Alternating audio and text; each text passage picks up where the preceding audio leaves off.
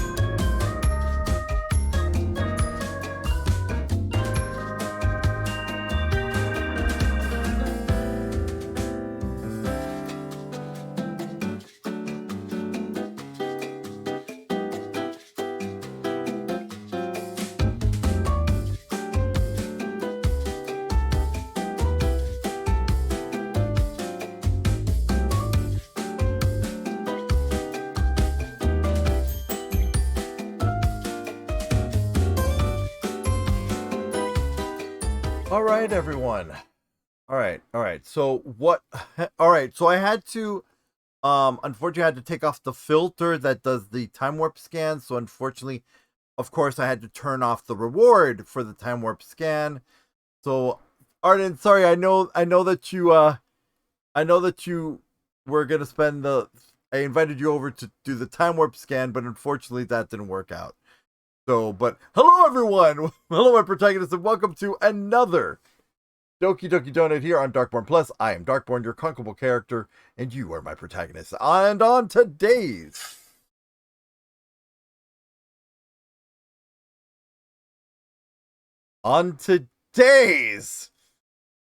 Doki Doki Donut, we're going to be reading from 13 Secret Cities by Cesar Torres. And yes, I am going to keep going regardless of what you do to me, Arden. Regardless of what you do to me, Arden.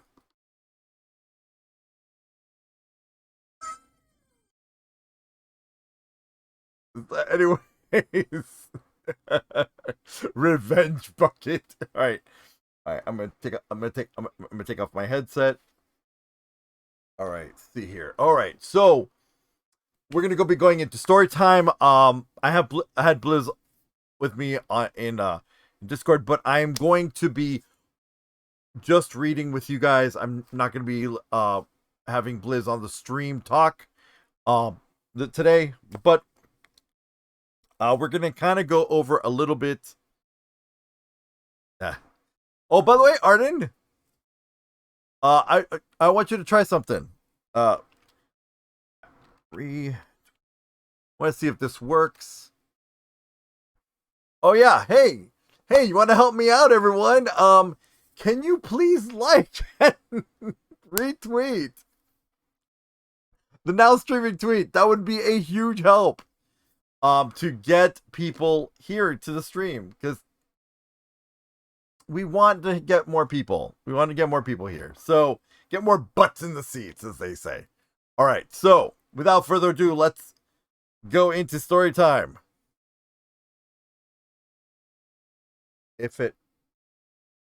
Story time. Okay, hold on. Maybe I think I broke it. Action. Ah, that's why I didn't do anything. Story time.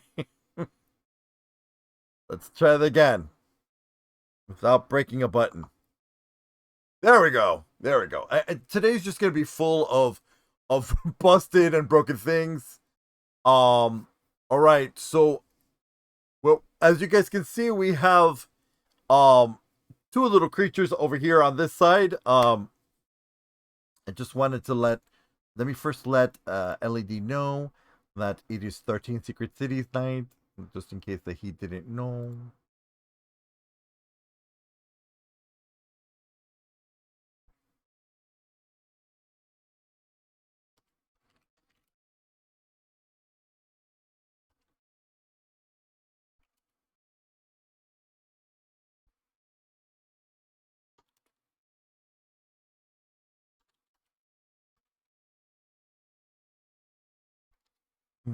All right, let me put also that I'm streaming here.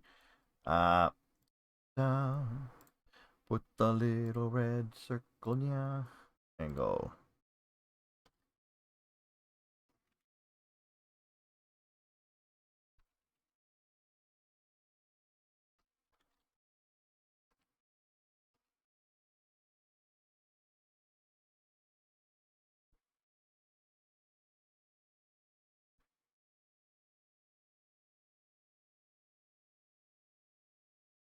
Here. So we're gonna so some of you might not know this, but Twitch right, so just that you all don't Neon, oh my gosh. Hey, how you be? How's it going? You don't get to be a stranger, by the way. It has been a very long time. Too long. All right, so We're gonna be reading from 13 Secret Cities. Let's first go back. Let's see. I'm gonna go back a couple pages.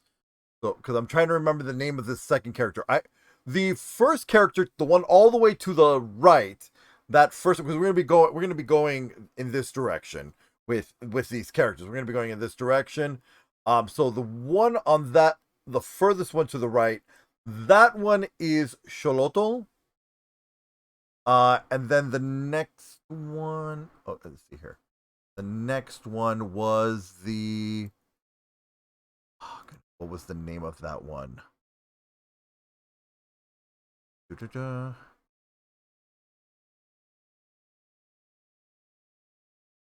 Trying to figure out. Okay, that's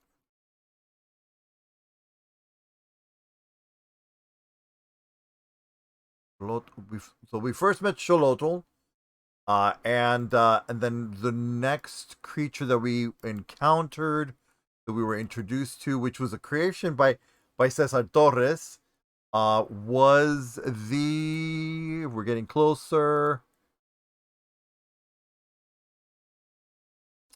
Where is it? Negra. Mictlan, that's the place. My goodness, I can't remember. The Okuyin. That's right. That's the Okuyin. So the Okuyin, the way it was described to us, was basically like a misty type of a snake-like worm creature. So the Okuyin is like this like worm. And the way I imagined it, which I drew the little gray guy. So he is more like the Okuyin is kind of like this nobody else in the family could see it. And so basically Jose Maria and Clara are basically gonna get together, and we're gonna find out more about the Okuyin, Mictlan, and we're trying to find basically we're trying to get this Okuyin or this creature away from Clara, and like try and like separate her from the city of the dead, which is Mictlan. And from what it sounds like, they need to go into Mictlan to find her, basically her spirit guide.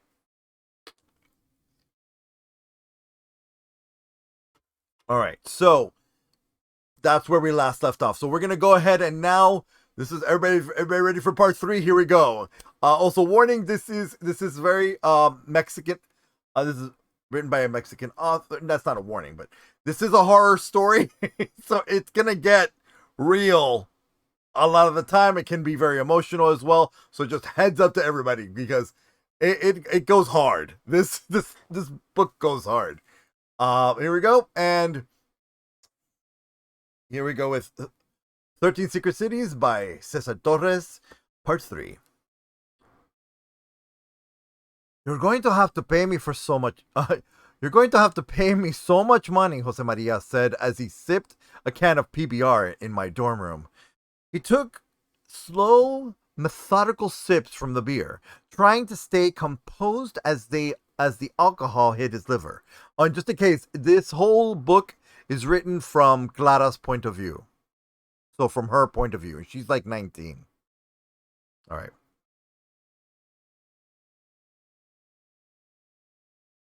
I will have to owe you, Dennis Cho said. The game of poker was ending and Dennis was dozing off. He scratched his balls through his basketball shorts and shuffled off to his room. Nice to meet you, Jose. Jose, he said. Jose Maria glanced sideways in the room as if invisible friends were there, meeting his approval. He took another sip and let out a belch. Trying to be a grown little man among us. Always ready to prove something. My roommate Morgan was gone for the night, and he took her bunk. Now you are going to have to pay me, Reina, Jose Maria said. Pay you for what? For being like Reddit to you. I am an Aztec myth nerd. Ask me anything. He was insufferable. I need you to tell me more. I need you to tell me all you know, I said. We don't have a lot of time before we have to go down there. I realize that, Jose Maria said. Your tonal, that's the spirit guide. Your tonal, how did you find it? I don't know. It was in my dream. Oh, no, sorry. Your tonal, how did you find it? I don't know. It was in my dream. On my 13th birthday, just like everybody else, I fell into the dream of red and white clouds. And then it was next to me, a flint knife. One of the 20 tonals. My mother's tonal was grass. My father's was movement. And none of it made any sense. The tonal fulwali should tell us. Oh, the tonal fulwali should tell us, my brother said. He pulled out books from the stacks next to the bed. This was his collection. The tonofulali was the sacred Aztec calendar. Anyone could find their tonal there, like a zodiac sign. We had looked mine up. Technically, it was supposed to be the house.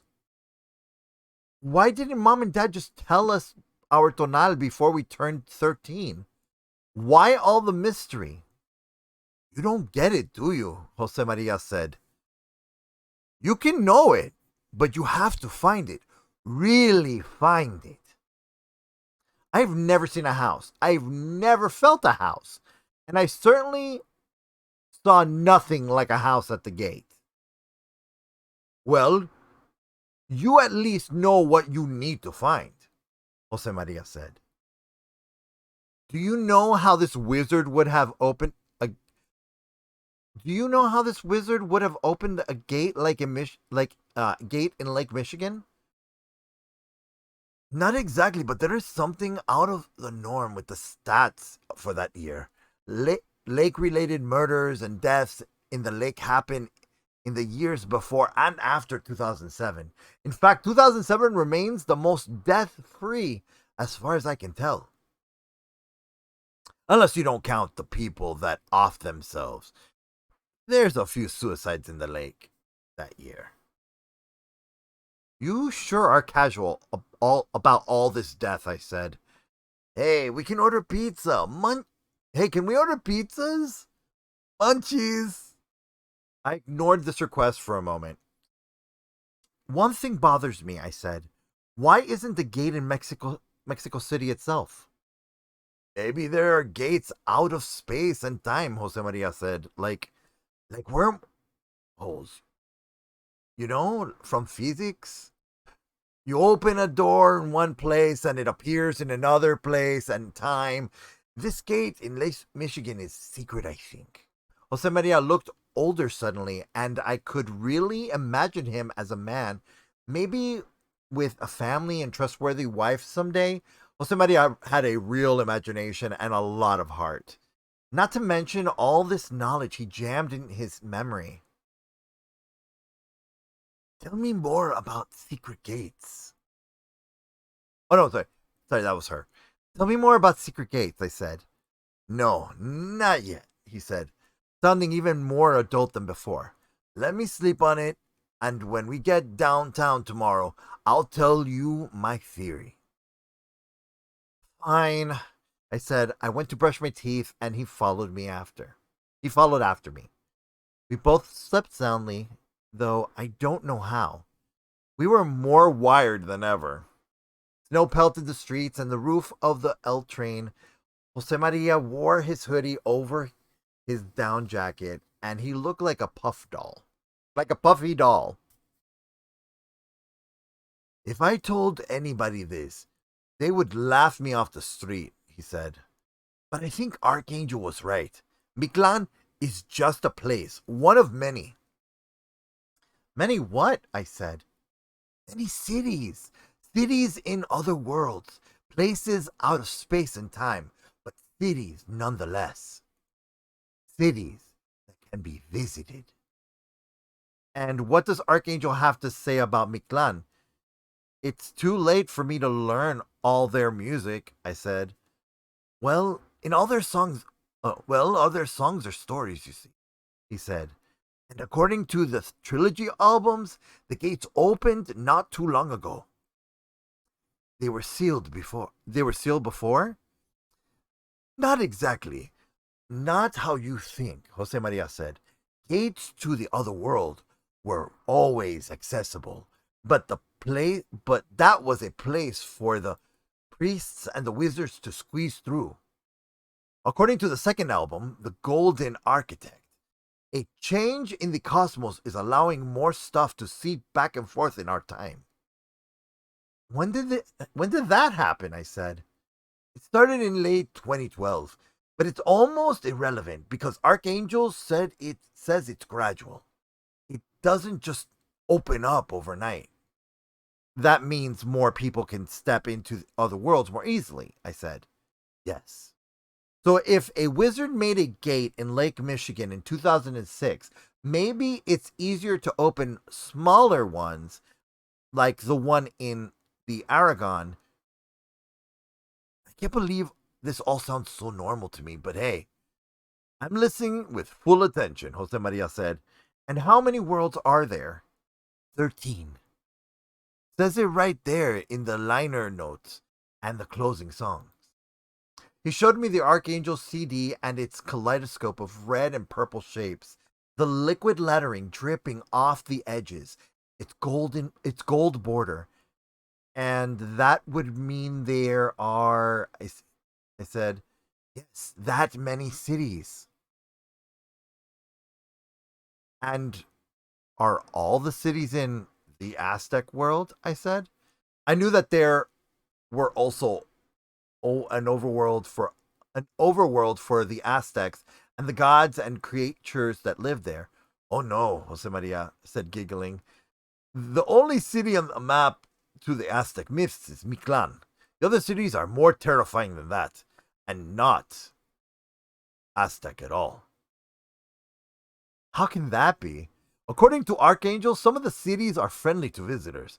Those places can get a little spooky, but I knew I would complete his sentence. I knew I could complete his sentence because that was definitely one of Archangel's choruses I knew by heart. Some of the 13 cities are much worse than the others. It was my suggestion to walk through Millennium Park, and even now, after everything that has happened and all that pain, I still regret having done so.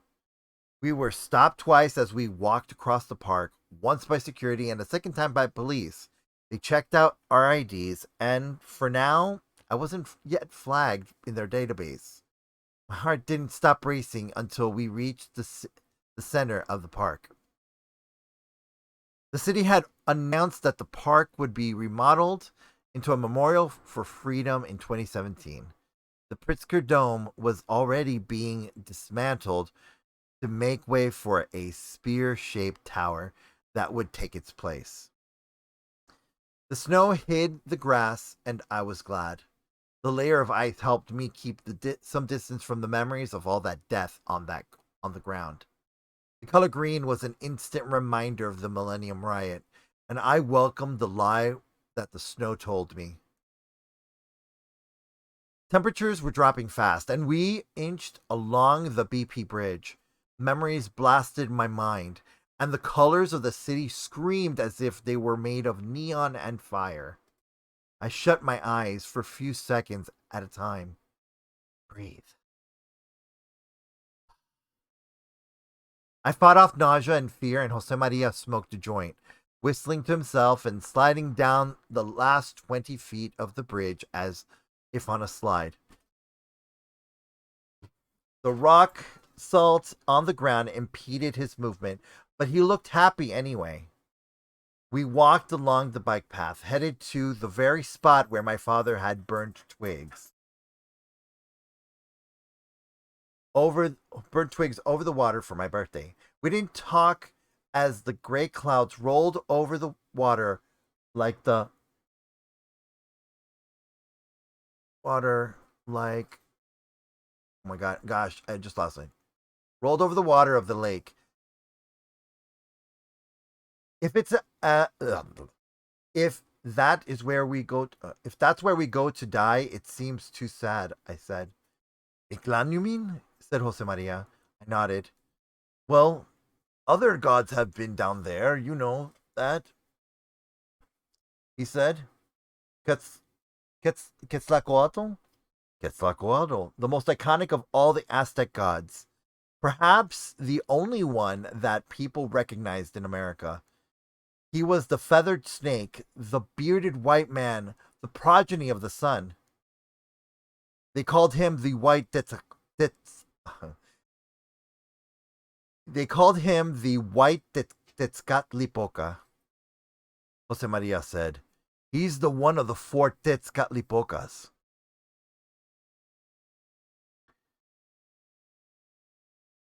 That makes no sense. How could 4 separate gods be the incarnation of a single god? I said.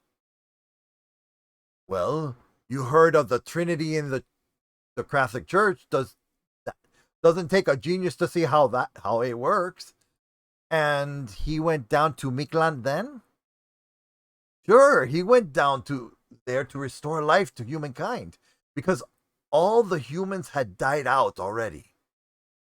The way they died when a flu pandemic wipes them out, or when meteors hit the earth, or when nuclear blasts pulverize us off the planet. But he's not down there at all now, is he? He went there once, and whatever he did there allowed man to be reborn. He got the fuck out like any sane god with superpowers would do. I laughed, but I had to know for sure. Could he still be there? Couldn't he still be there? Jose Maria said. Not sure what Quetzalcoatl looks like, so I don't know. All right, so what we're gonna do is I'm gonna bookmark right here. The doggos really want to go outside, so we're gonna take a short break, and I will be right back.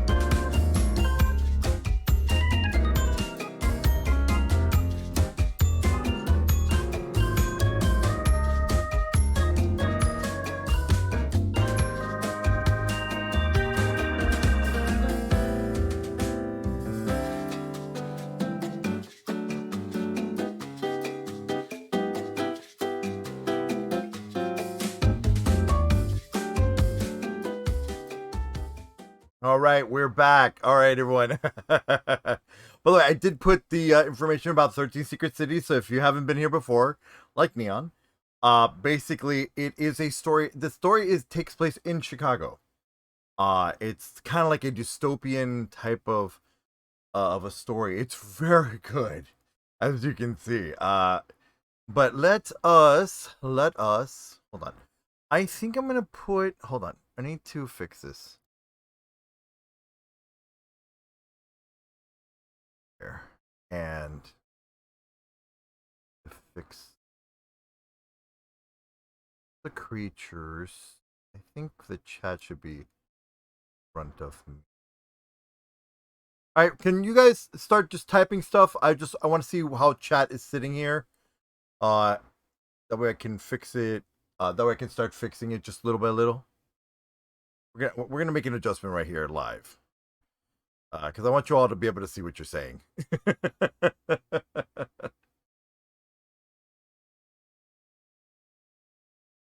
Make a just yeah, just like start emoting or whatever in chat. It should be fine. Start throwing out emotes.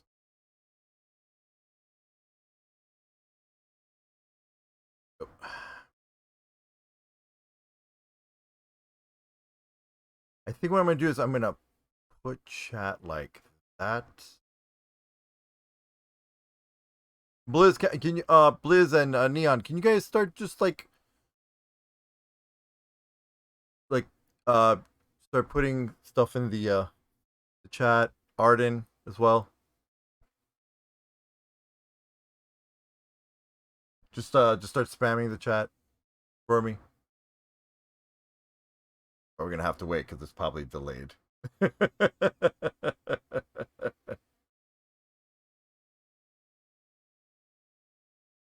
right. So while you all are doing that on your little homework assignment that I just gave you, let's see here. I'm gonna look up. We just got introduced to that character. We didn't get introduced to that character, but it was mentioned. So we're gonna copy that and we're gonna look up for Quetzalcoatl. And no,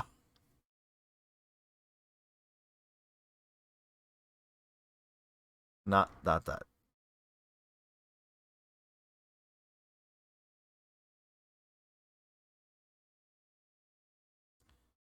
Model images.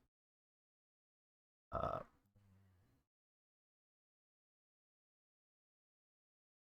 Search.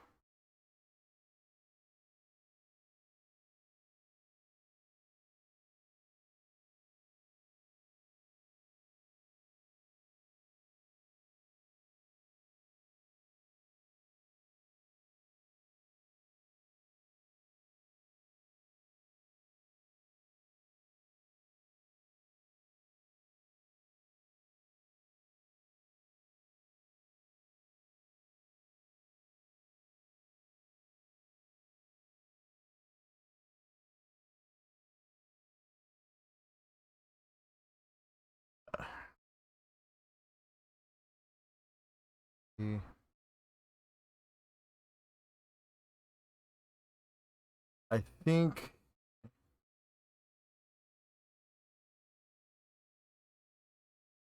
the serpent. Trying to find a good image of Quetzalcoatl. Late aging, but oh, binary. Hey, can you help with the spamming of chat for a second?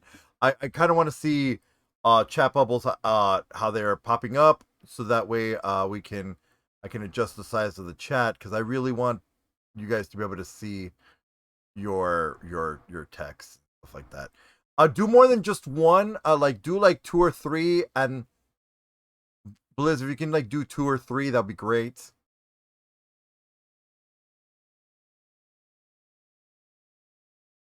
All right, so I can make it bigger. I can make chat bigger. Make chat bigger. There you go. You guys should be able to see yourself. No, me. fix this here. There we go. All right. Yeah, that should be good. You guys should be able to see yourselves there. Doing great, Binary. Doing great.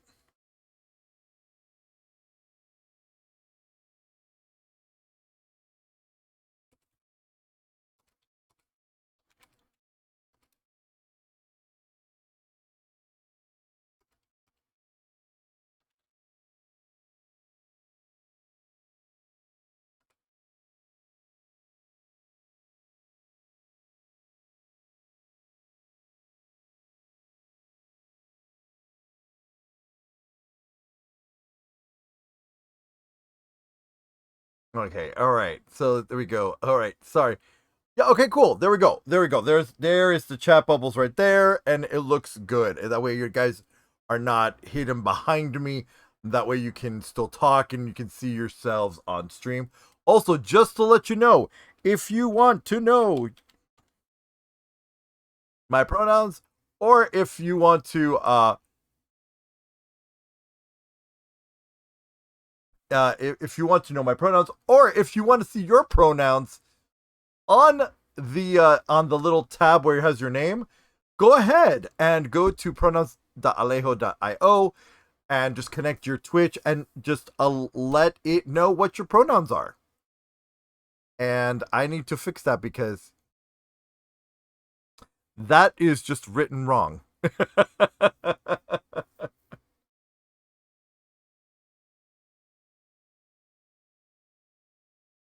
Oh goodness. All right.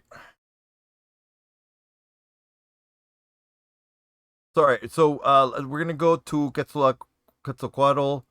Um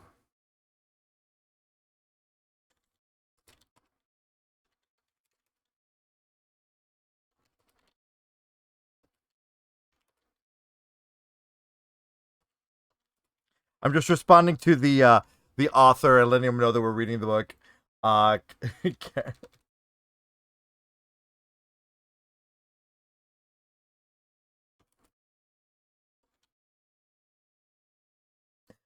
let's see here. Um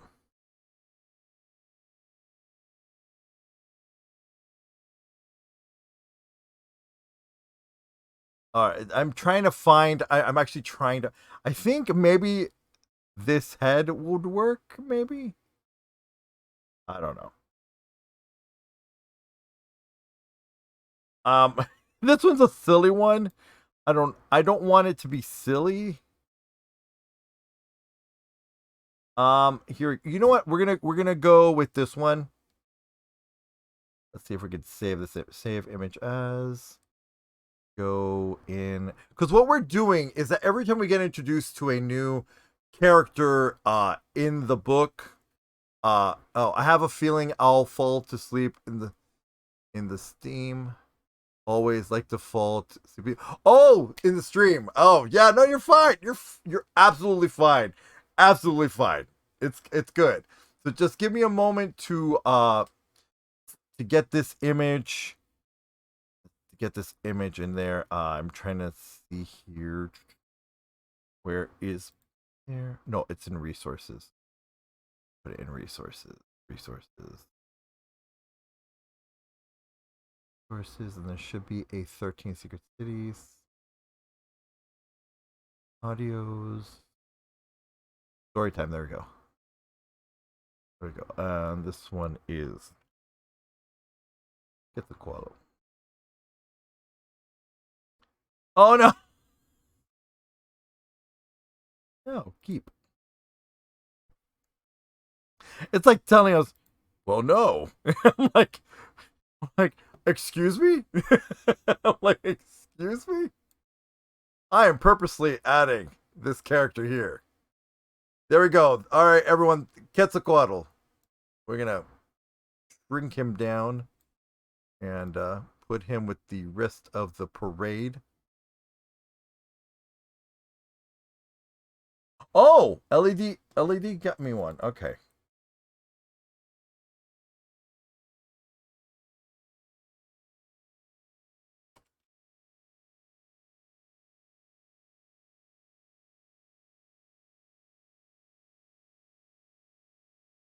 Oh, hold on, wrong one. He sent me the wrong one. Okay. Okay, so LED is gonna send us a Quetzalcoatl. Let me go ahead and delete this one. And let's delete this guy from here.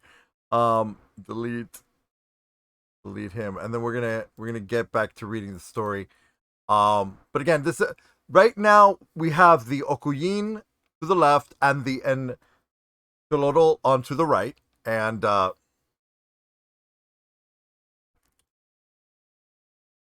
hey, this is the one I'm gonna tell him this is the one I found online.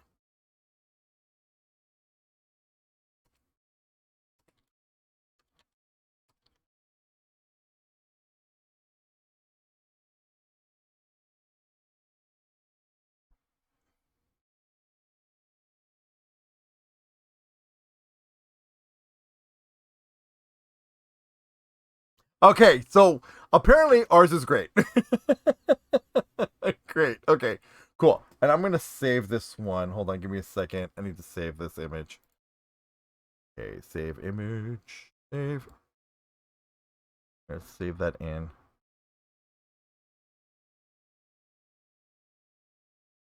That's a JPEG. All right. And then let's put Quetzalcoatl in the stream again.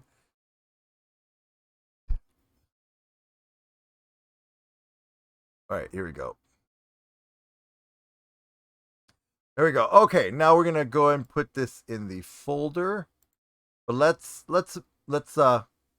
make him like not so massively big. And also, hey, by the way, hey Neon, are you streaming again?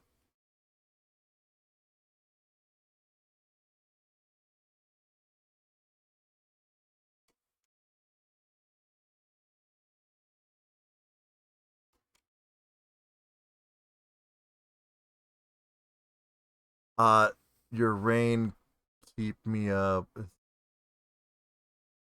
Okay, well, I'm gonna still give you a shout out so that everybody knows who you are. And here we go. There you go, everyone. Go follow Neon. Go give Neon some love and some follow. All right. And now, without further ado, you are very welcome. And without further ado, everyone, let's get back to the story.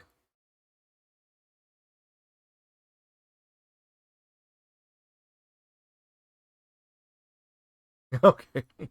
All right, no, here we go. Let's get back to there we go. Page 127. All right, so here we go. Let's see. Who is this one? Oh, that's her brother. Okay. Well, he's not made of darkness, so if you saw him, you would know. He'd maybe be a radiating light. And you know, it's not like he could hide being a feathered serpent and all. Shut up, I said. If he was down there ages ago, it doesn't matter. That's not going to help. That's not going to help us. I have one thing to do, and it's my tonal. Good idea, my brother said, respecting my anger and confusion. We rolled off our packs from our shoulders and found a spot right north of Chicago Avenue. From this curved part of the bike path, we could lean over the concrete and see gray waves leap towards us. You'll wait for me here then, I said. If I'm gone too long, well, you'll know what happened. You're coming back, don't worry. I wanted to believe everything my brother said. He removed his winter coat and got down to his hoodie. He rolled up the sleeves and his tattooed arms got to work.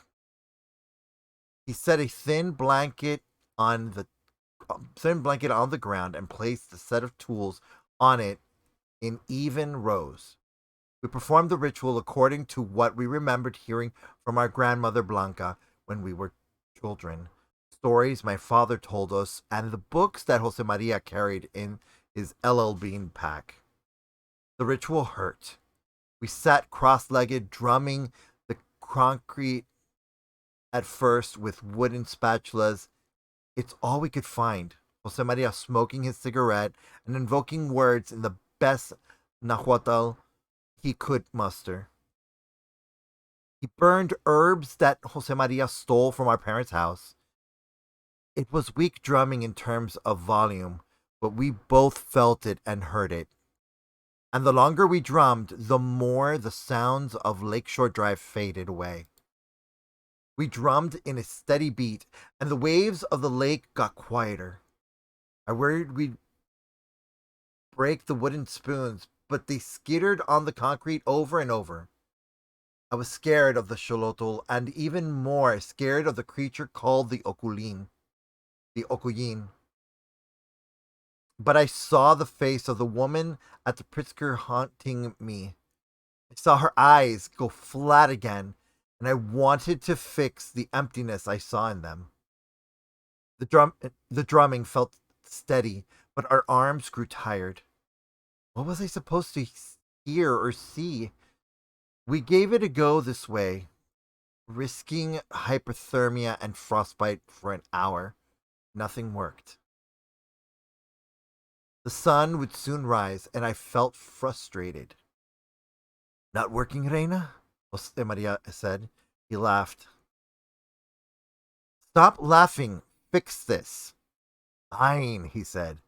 He reached into his pack for a headphone splitter, and he jacked both of us into his iPod. He put his giant headphones over his head, and I stuffed earbuds into my ear canals. He tapped the playlist named hashtag 13SC, and it started to play. We had drummed on the concrete, convinced that would help us find the entrance, but we had been wrong. What we needed besides beats was to feel the sound, to feel music. The first few bars of Plain Song by Archangel pirouetted inside our ears. The music swelled in our brains, and the withering guitars and the thunder of the synthesizers pulled us into the depths. We moved on from song 1 to song 2 and on until we couldn't keep track. The songs put us in a trance. Jose Maria's parliament lights and the weed he packed into them wafted in our noses, and suddenly we were moving in a mental space that was quiet, punctuated by drums, and soft, so soft. We didn't drum anymore. We sat on the blanket, shivering, listening. We fell into this place for what seemed like hours, and we climbed down into the very structures of Archangel's music, as if it were a solid ladder leading us up a tree and into the woods. When the playlist ended, I opened my eyes. Jose Maria was still there, still as a statue, with his eyes closed, as if in meditation. I stared in front of me at the lake beneath. Below our path of concrete, a large crevice had opened on the surface of the lake, Michigan. A set of iridescent stairs led downward, and the light that shone from its walls was so brilliant it glowed. The hole in the water defied the laws of gravity. It was just wide enough for a person to walk through, and even as small splashes of water surged up it to its edges, I saw the droplets of water strike the interior of the opening. Even the floor shimmered in an emerald color. I stood up and I took a step down, then another, and another. Soon, the water level of the lake was up to my waist, but I was dry as ever. The water held its shape around the hole, a perfect tunnel with stairs. I touched one of the walls with my fingers and gasped when it moved as it were alive. It was made of living things. One by one, millions of green butterflies overlapped, silently vibrating. They made perfect patterns, forming a surface made of what seemed like scales. Like dragon scales. No! Like snake scales. No, sorry. Like dragon scales? No. Like snake scales, wanderer. And as I took a step into the tunnel, the walls shimmered in long waves. I put my feet on the green floor and I stared off into the depths. It continued forward seemingly forever, but pointing toward the center of Lake Michigan.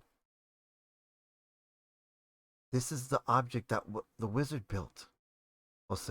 This is the object the wizard built, Jose Maria said from behind me. I could still see him behind me, standing on the concrete at the top of the butterfly stairs. Stay here, I said. You know what you need to do. Sure thing, boss, rang my brother's voice. When all of this is over, can't wait to go back to the plans we've had. And when all of this is over, I can't wait to go back to the plans we have for the Parade of Lights with the OFA. This will all be over, and I can go back to school and the things I love. That will be my reward for doing this. Each step I took made a soft sound, like a cat's purr, and soon the sunlight from above had disappeared, and my skin was bathed in emerald light. I felt in my winter coat for La Negra's knife. I had no idea why this entrance to Mictlan would be safer than the passage we found in the Aragon, but it sure was more beautiful. Then I heard the wings flutter behind me by the thousands, and I snapped my neck around. The gate is closing. I felt the anxiety of suffocation come over me, and I tried to calm down. You'll drown in here, Bonita. Drowned forever, and under thousands of pounds of pressure from the water. You'll never leave, but you sure will be mine.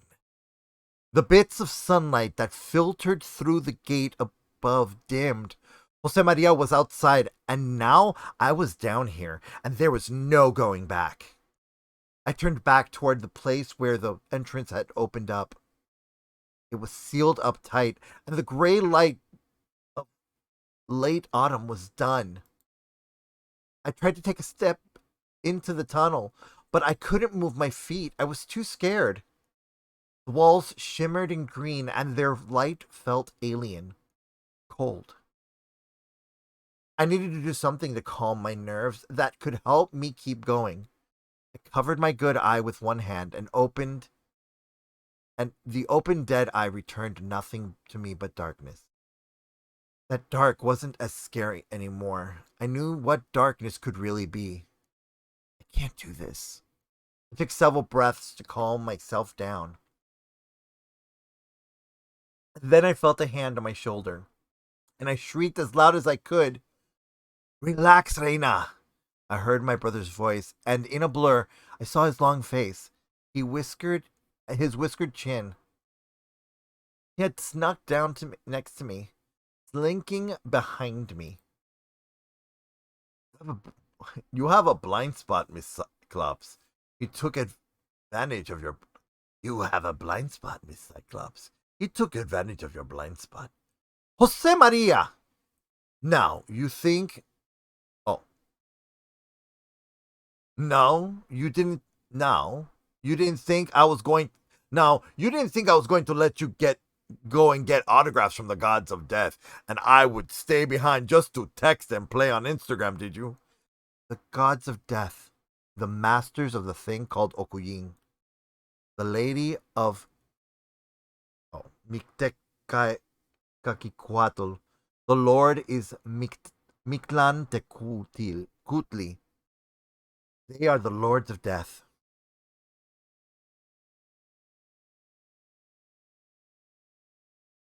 Suddenly, I realized I had learned the names of the things called lords, and knowing their names felt like power.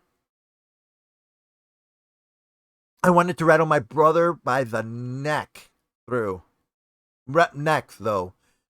You were supposed to stay up there, fool, I said. How will we reopen the door? Shut up and let's keep moving, he said. Who knows how solid this tunnel actually is?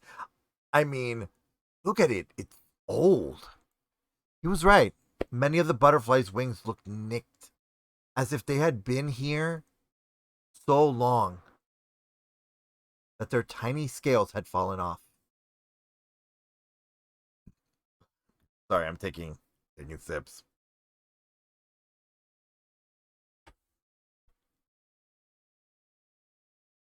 Okay. From inside the green corridor, we heard a roar like that of an animal.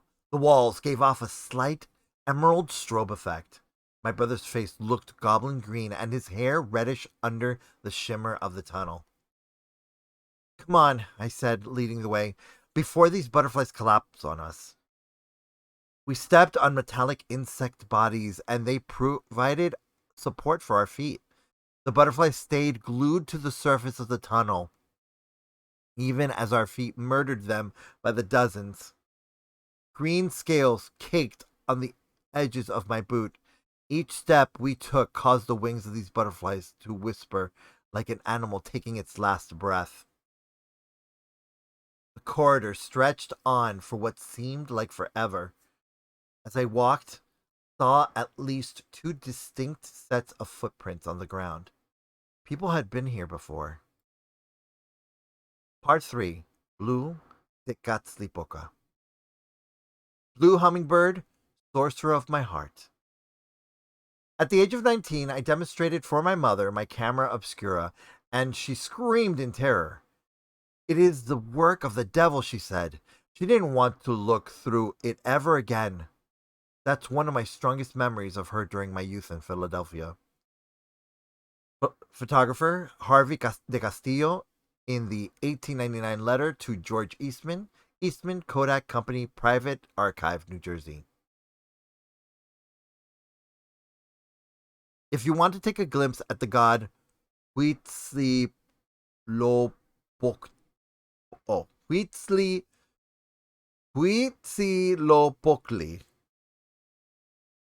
Huitzilopokli, all you have to do is play a sport, play a match of chess, or go to war. To call Huitzilopokli's name is to invoke battles. He has that power. But I think I misunderstood your question, child. What does his mommy and daddy call him, you say? Oh, that's simple. His parents call him Blue Tekatzlipoca. Q&A by children's author Paolo Verdi at the Global Children's Book Summit, Mexico City, September 2013. Even the gods abandon the places where they once thrived. Archangel. My Name is Dita, The Violet Album, 2008, Reckless Records. The tunnel of green butterflies curved, which meant that we couldn't see how far it stretched into Lake Michigan. As soon as we had advanced a few more 100 feet, we still had more ground to cover. I felt guilty stepping over so many insects with my winter boots, but the butterflies never took off in flight. Above us, thousands of pounds of water bore down on us, ready to crush our bodies, but the wall was as firm to the touch as wood. My fingers came away with green stains from wing scales. The cylindrical shape shimmered and pulsed each time its musical tones echoed in the hall. The steamy air was making me sweat, and I shrugged off my wool coat. I reslung my backpack over my shoulders and wiped my forehead with the back of my hand. This is insane, Jose Maria said. How was this thing built? Mom said a wizard built it, I said. I felt vulnerable saying it out loud. Could the walls hear me? Was it wrong to talk this way inside the tunnel? What kind of wizard? My brother said. I don't know what kind of wizards there are. I don't know what kinds of wizards there are. We had been walking for 20 minutes now, roughly a mile by my estimate. So, a tunnel into Mictlan? Jose Maria said, why would that wizard leave it behind for anyone to find? Maybe it was so much work to put into that it would be even more work to collapse again, I said. Like building a house. We stopped for a moment for my brother to tie his shoelaces and take off his parka. He took the he took my coat in from my arms and laid it flat on the ground. He then placed the parka on top. He folded once, twice, and then tied the bundle using the sleeves. He stuffed the bundle into his backpack. How do you know how to do that? I said.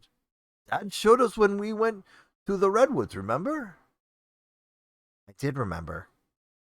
My father took us by the hand to forage for berries and photograph mushrooms. Mom had stayed up in the tent making dinner. My dad had draped our coats over a tree log and folded it several times. He spoke the directions out loud to me, but Jose Maria had been the one to learn. Wish I had paid attention, I said. Don't worry, I'll show you. My brother repeated the process and he guided my hands over the sleeves to make sure I had learned it. Within minutes, he taught me how to pack my coat like a tiny brick, just like him. He dusted the green streaks of butterfly scales off the pack and continued again in silence. And I checked the time every 20 minutes or so. 3 miles. The animal's bellow traveled inside the walls of the tunnel, and I remembered the savage dog face of the creature Xolotl. In this deeper stretch of the tunnel, the butterfly wings took on a purplish hue, and streaks of violet swirled in a semicircle corridor. We didn't carry flashlights with us, yet the walls emitted their own glow, as if the scale grew off as the scale gave off a tiny bit of sunshine. The path before us curved more sharply now, and I pictured the shape of a hook curled inside the lake like an animal tail. I looked at my watch. 6 miles. We came upon a sharper bend, and as we walked through it, light stung my eyes. The ground felt a little softer here, and my feet sank deeper into the floor. I grabbed Jose Maria's hand as we stepped into the room. Light filled my eyes, and I raised a hand to my brow to keep the glare out.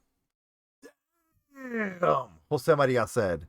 We had entered a dome. It rose for about 300 feet, and the iridescence blasted our eyes in green and violet.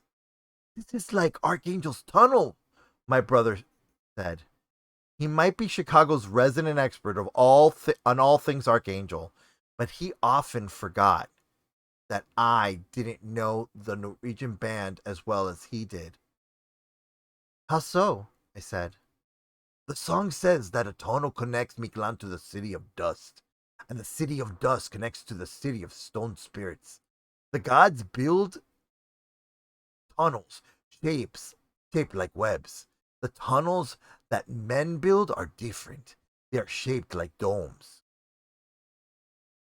Mom said Wizard Guillermo Villa wanted to enter Mictlan, I said. He left this structure behind after he disappeared. I did not fully understand how Archangel's music could provide clues about the city of Mictlan, but Jose Maria had made connections that thus far had proved to be true. Azul versus Fibonacci.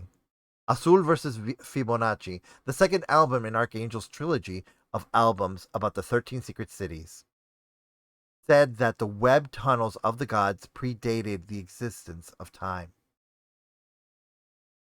The brother and sister duo of Archangel always performed live while wearing monster masks. And they ended every concert by crowd surfing down to the dance floor. It was there that they wailed into their mics, dancing in ecstasy, writhing like lunatics. Their music thundered through a mix of the most cutting edge electronic instruments and guitars that shimmered like polished glass. The siblings' names were Sergio and Karen Anderson. Sergio and Karen Anderson. No one had ever seen the brother and sister duo like. Oh, no one had ever seen what the brother and sister duo looked like in real life. I have to admit, Archangel has always scared me. Oh, I have to admit, Archangel has always scared me a little. I said, "Good," Josemaria said, smiling. I slapped his arm and ran my hand over the walls of the dome. The butterflies shifted under my palm, and the animal sound we heard before came through again. You're upsetting the green pets, Reina, my brother said. No, I don't think so, I said. I pressed again, and the howl subsided. I think the dome is making sound together, all the bugs together as a unit. I couldn't imagine how many butterflies it took to make a tunnel and dome like this one, but indeed, if I pressed on the walls, the dome grunted like a sleeping beast. Can you talk to it like you did with the Xolotl? Josemaria said. We could try, I said. But I have to tell you something about how I was finally able to talk to it. Shoot! It requires a blood sacrifice. Cut me, and he cut himself too, with his knife. He made us go through a blood exchange. Once I had his blood in me, we could communicate. Brings a whole new meaning to the human sacrifices of the Aztecs. Josemaria shivered, and for once, he didn't have a sardonic comeback. He was spooked. The butterfly shine blinded me, just like most colors were hurting my single good eye lately.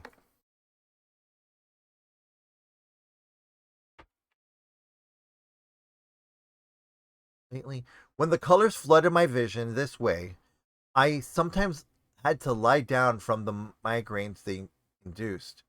But I was learning to cope with the headaches. And I needed to see the green walls in order to try out my next idea. I may have damaged I may have been damaged by the memories of the bloodshed I witnessed in Millennium Park and the world without light called Miklan. But I wasn't stupid. I had paid attention to what I learned in Miklan. I withdrew the obsidian knife from my backpack. Where'd you get that? My brother said. Mom gave it to me. Impossible! It's supposed to be up in Minerva's house. You know about it? Dad showed it to me last year when we were helping her organize the boxes up there. So besides organizing our attic 3 times over, he's also organized Minerva's house? You know, you know that's what he does when he's stressed out, he said, rolling his eyes. I wish I had an activity like organizing boxes when shit gets heavy, I said. Josemaria blinked and adjusted the sleeves on his t-shirt. He didn't seem to buckle under any pressure. We moved close to the wall and I plunged the knife into it. The dome grunted, and I detected its own musical voice. It made the tiny chirps we had heard before as we walked through its length. The wall of butterflies split under the blade, and black blood ran in a single droplet down the cut I had made in the wall. But the structure held strong. I tried peering into the cut, but all I saw was more butterflies. Good. Well, somebody cringed. You know, I don't like blood, he said. The color drained from his face and squatted on his haunches and panted. Relax, I told him. The knife's jade handle felt right for the palm of my hand, and I had enjoyed plunging its sharp edge into the living wall. I took a deep breath and I rolled up the sleeve of my t-shirt. I put the blade on the meaty part of my shoulder and I sliced across the muscle. Heat bloomed in a straight line on my skin. Now that my eyes sensed colors so intensely, the red liquid that came up from the surface of the cut looked more like molten lava. It ran fast, moving down my brown arm and onto my hand. I wiped as much of it as I could from my free hand, and when it was bathed in red, I plunged it into the cut I made in the wall. A flash of green light blinded me, and then 1,000 black spots detonated in my brain. I waited for a second, and soon I lost track of my body, but I felt the dome speak to me in a skittering musical voice. And I spoke to it in blood, the way the Xolotl taught me. Speaking in blood allowed me to think in English, while my lips spoke words in other languages I did not know. She speaks, the dome said. Hi, I said.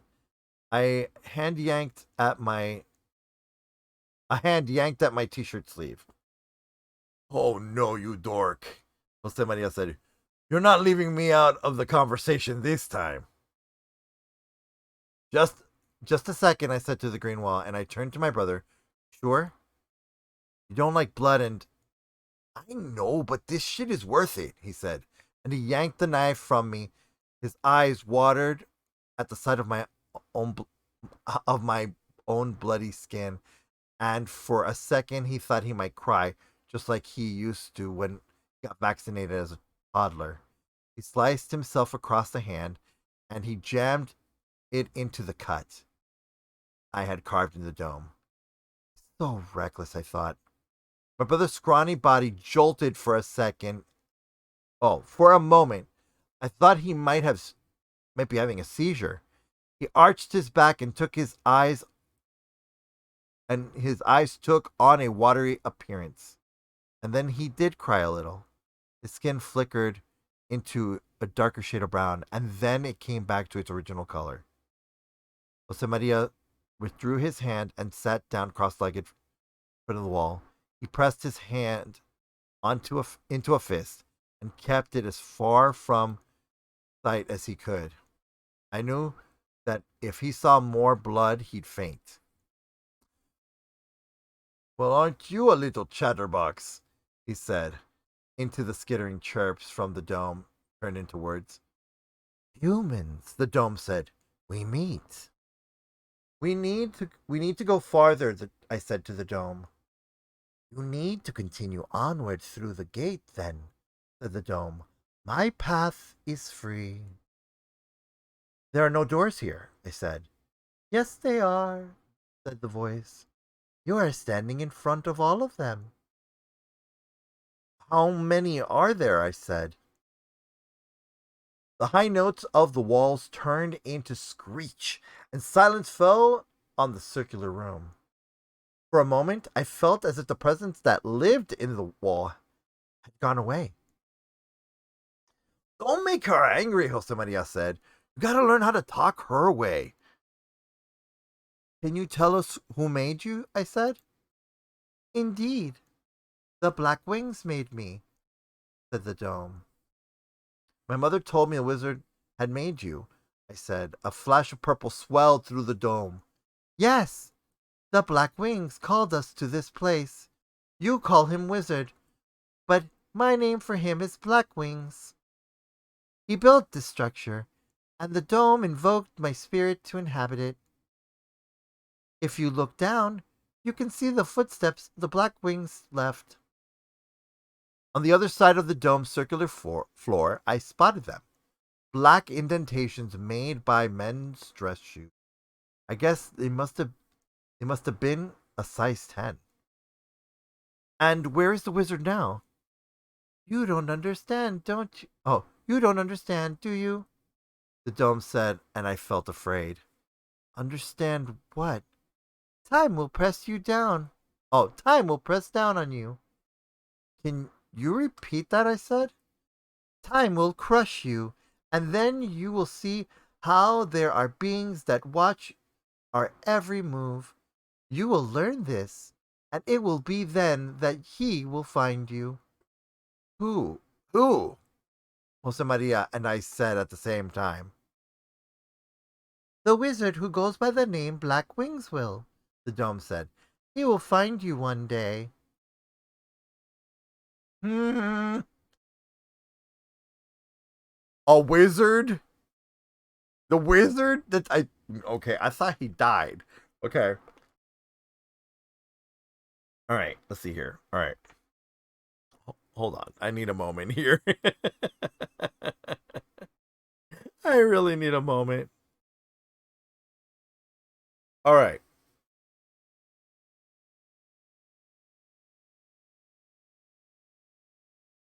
I didn't like this riddle. Jose Maria held up his index finger for a second to signal for me to wait. He was going to say something. Did the Black Wings wizard travel to Mictlan through your gate? Jose Maria asked. The walls chirped, softened. It looked like the wound in my brother's hand was clotting up, and now that he felt a little more confident, he put his hand on the wall. The butterflies remained frozen in their catatonic state, but Jose Maria looked pleased. Your male counterpart is clever, the domes. Your male counterpart is clever, the dome said to me. Its voice flowed out from the walls slowly, like a river of honey. Very clever. No, the wizard Blackwings never reached Mictlan through this tunnel. He didn't have enough power to go there. After he built this tunnel and dome, he returned to the world above. I have been abandoned down here alone for years in this kingdom of water. Did he did he go by the name Guillermo? I asked. The dome hissed so loudly I felt I felt the sound brush my shoulders. It sounded like the word yes. And why would the wizard leave you down here? I asked. To leave his legacy behind. He thought he would be remembered if he made me. Most men seek this type of legacy. This is why they build temples, towers, and domes. To cheat time. That wizard used me for that purpose. The dome spoke to me through images then, and it showed me the sequence of them, one after another. There were images of eggs, thousands of them, colored blue like the color of the sky. More images followed water, stones in water, and then a coiled nest that looked like a loop of ropes sitting on the floor of Lake Michigan. Oh my God, I said to Josemaria. He thinks.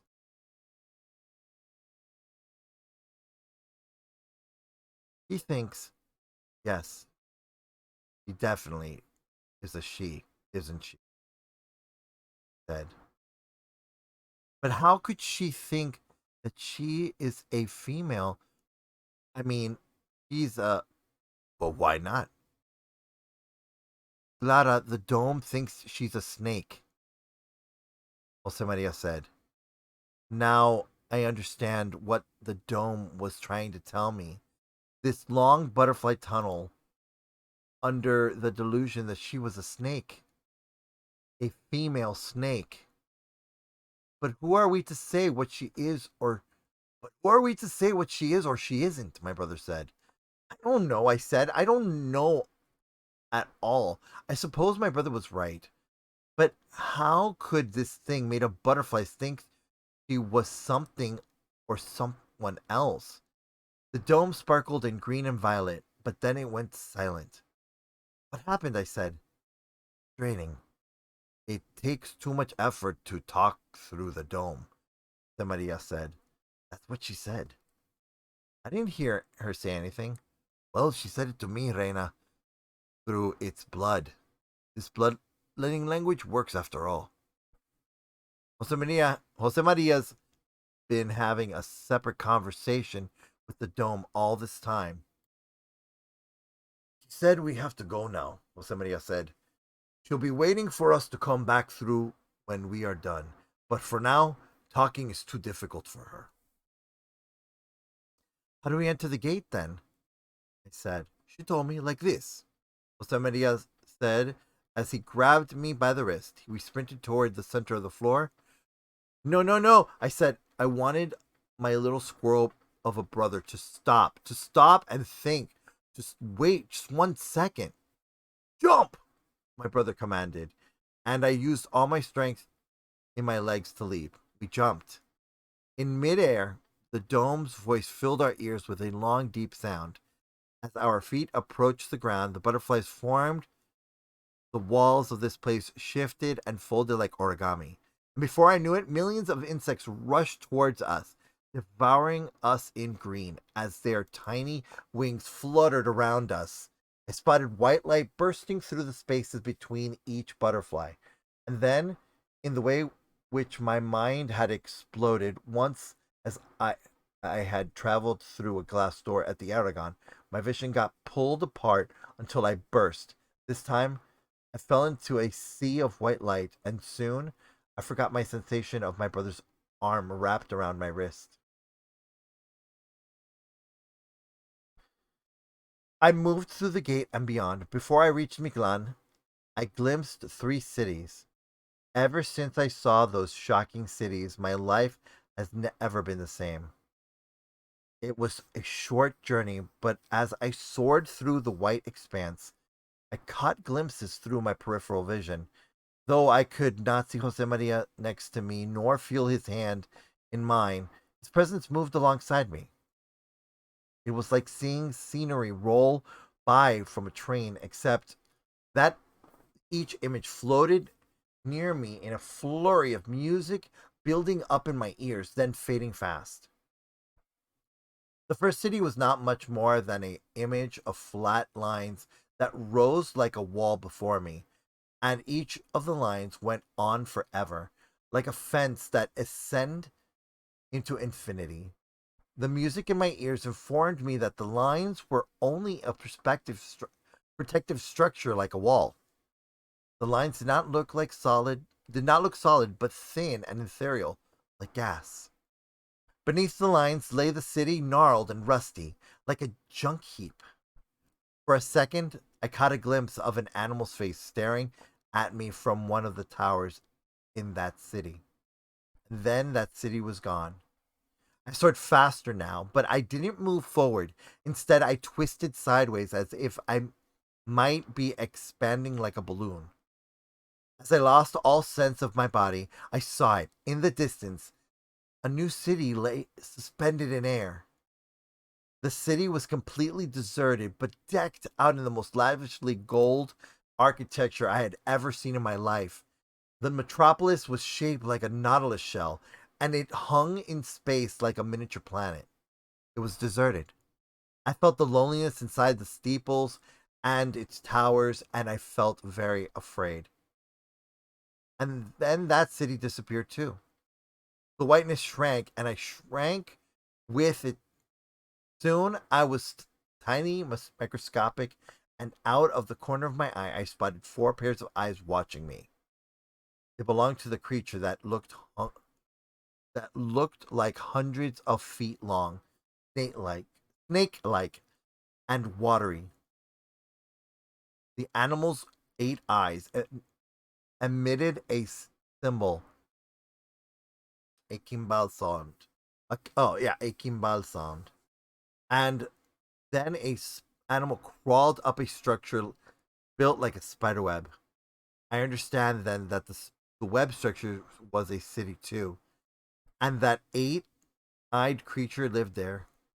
Oh, and the other 8-eyed creature lived there, hiding inside the tiny houses. I spotted little human figures with tiny pinpoint of lights as eyes. They were watching me. I knew this because I caught them staring at me from the corners. Soon, millions of eyes were looking at me. Both the animals and the humanoids took me in, analyzed me, sought me. They blinked in unison. They spoke to me. Come join us, they said to me. The sound died, and then the web structure blew apart as if made of dust. I had no body, no face, and yet I hung in this fast moving white place. And then the white space of the gate spat me out into Mictlan. To my surprise, I could still feel Josemaria's hand wrapped around mine, and the way in which I rushed back into my body turned to my stomach. Nausea churned in my gut, and I wanted to vomit.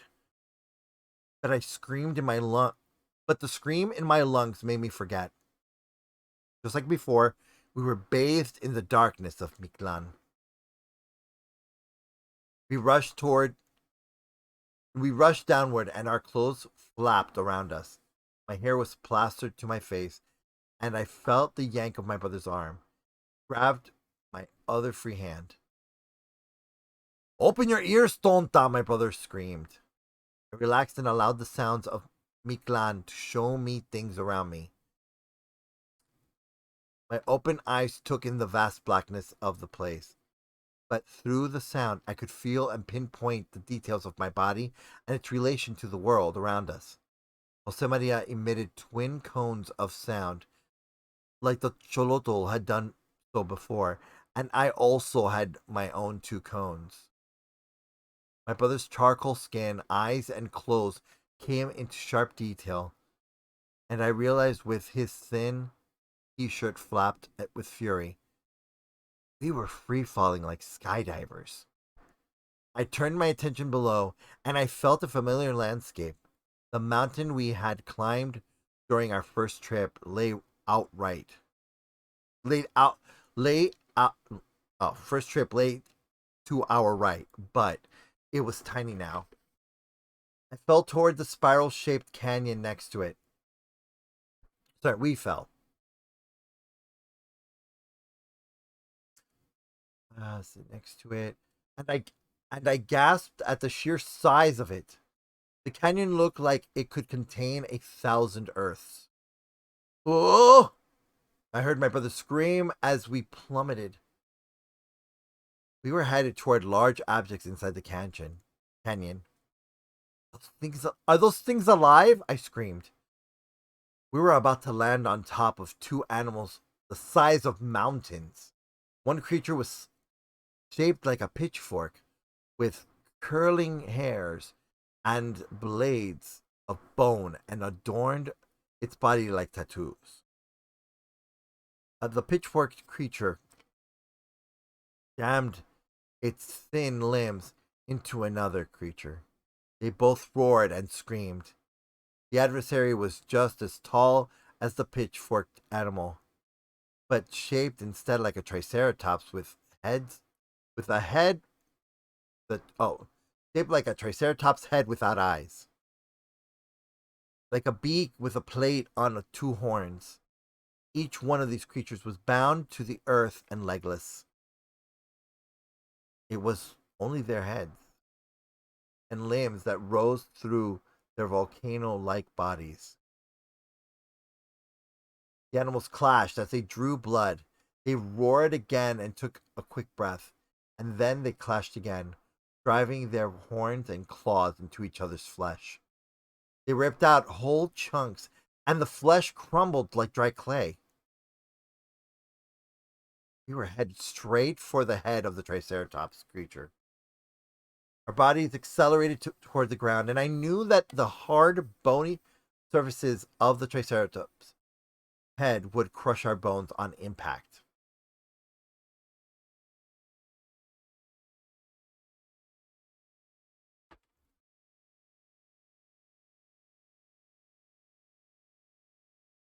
Josemaria whistled to get my attention, and he drew my body in tighter. We interlaced our arms. We braced for impact on top of the gigantic monster. Two creatures locked their heads together, and as soon as we rushed the last 100 feet to strike, the giants broke their lock on each other. They pulled apart, screeching like violins out of tune, and they recoiled away from each other. We fell through the space between them. As I did so, I felt the details of these creatures come into sharper detail. The Triceratops monster was covered with tiny orbs. From up high, the creature had looked eyeless. But now, as I was close, my sonar ability told me that the rows of tiny orbs were eyes. Those eyes were made of up to thousands or more eyes. And inside of one, I heard scorpions crawling around inside the eyeballs like a prize. Ugh. Each orb had an ancient presence, and and and I distinctly felt each of those eyes evaluate us as we flew past them. The pitchfork creature had no mouth, but it sang a long bellow of rage and fury. As we flew past it, I could almost feel the velvety touch of the creature's tendrils and the prongs that made its mountain like body. I never wanted to see these things so. I never wanted to see things so alien and so foreign again. There was a sense of freedom as we free fell, and I could feel my brother's excitement in his heartbeat as we sped through the gap between the fighting mountains.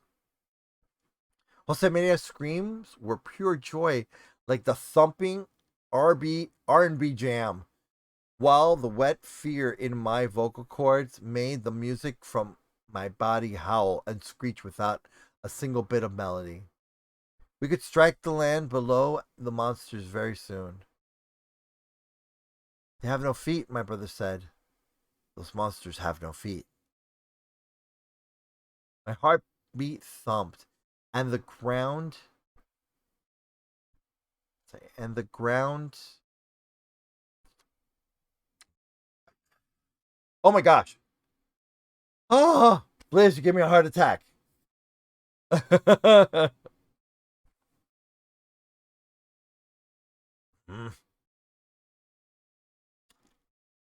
Hold on. I'm going to wait for this bucket to go. Liz.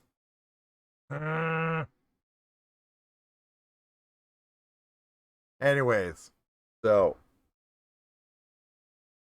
we're going to try something out. Give me a moment. I need to stretch just a little bit. Let me. Here, all right. Oh my gosh. God. Liz. All right. So we're going to make this a moment where we're just beta testing. They picked a few streamers to do moments, and so we're going to try and do this moment, and we're going to do it while we're doing this 13 Secret Cities. So here we go. If you're here watching the stream, you can claim this moment as a badge. It's like something like a reward for viewers or for people that are attend streams. So only someone that is here when I activate this moment basically can get a commemorative badge. So here we go. Let's do a 13 Secret Cities moment. Oh, here we go. Rewards for let's watching this moment. Yep, we're gonna create the moment.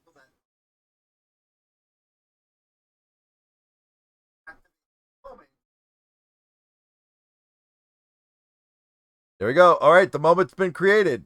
So, let's see here. Clips from moments have been captured. Viewers present at the time will see a clip added to their moments badge. So you guys, congratulations. You got your first moments badge for being here for 13 Secret Cities. So for part 3 of 13 Secret Cities, I love this. Let's see here. I'm going to. So yeah, you get a little badge for just showing up. And you can claim it. I don't remember how you claim it, but you get to claim it. So I'm going to go ahead and take a quick break to walk around and I'm going to bookmark here. And I believe there you go. we're gonna return back to they have no feet. All right, so we will be right back.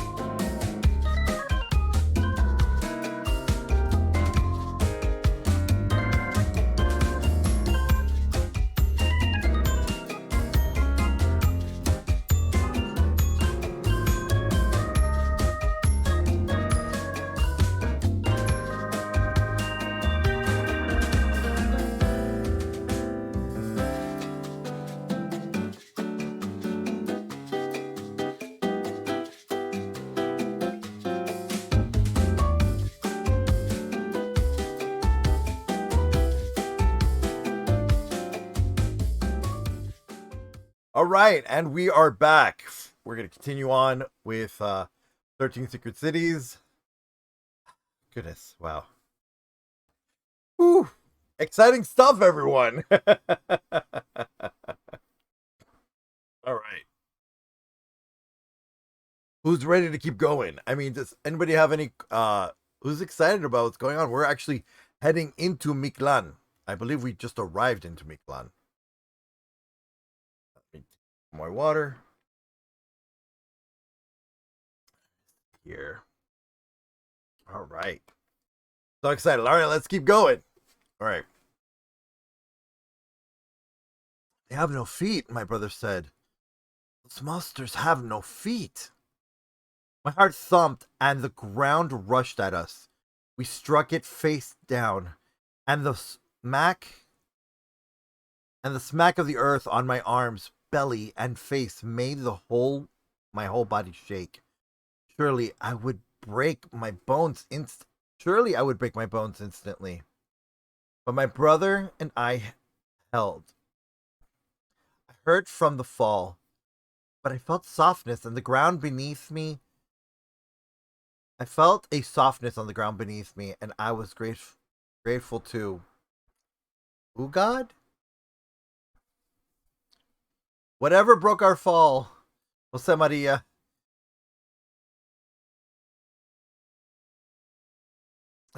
Goodness. Whatever broke our fall, Jose Maria.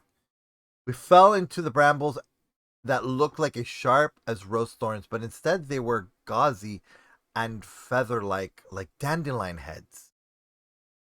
Oh, thank you, Binary. I scrambled up to my feet, and Jose Maria got up from the ground, and with the same sense of urgency. Above us, I could hear the rumbling that the giants made, and I wanted to get as far from them as I could. They were going to clash again, and the crumbling rocks and earthquakes they made might kill us. They were so large that running away from them could easily take us many hours to get away from them. But I didn't care. We pummeled the ground as fast as we could. As we ran, the terrain around us came alive. The sound I emitted from my body let me see all around me with a sonar that existed in Mictlan revealed details around me. Above us, the two monsters continued to clash, oblivious of our escape. We ran for a good half hour, and though we hadn't cleared the valley between the mountain monsters, they continued to recede from each other, as if taking a break from their clash. The road beneath began to change the farther we moved. From this spot in the canyon, I could see across to the other side, where the spiral shapes of its walls led downward.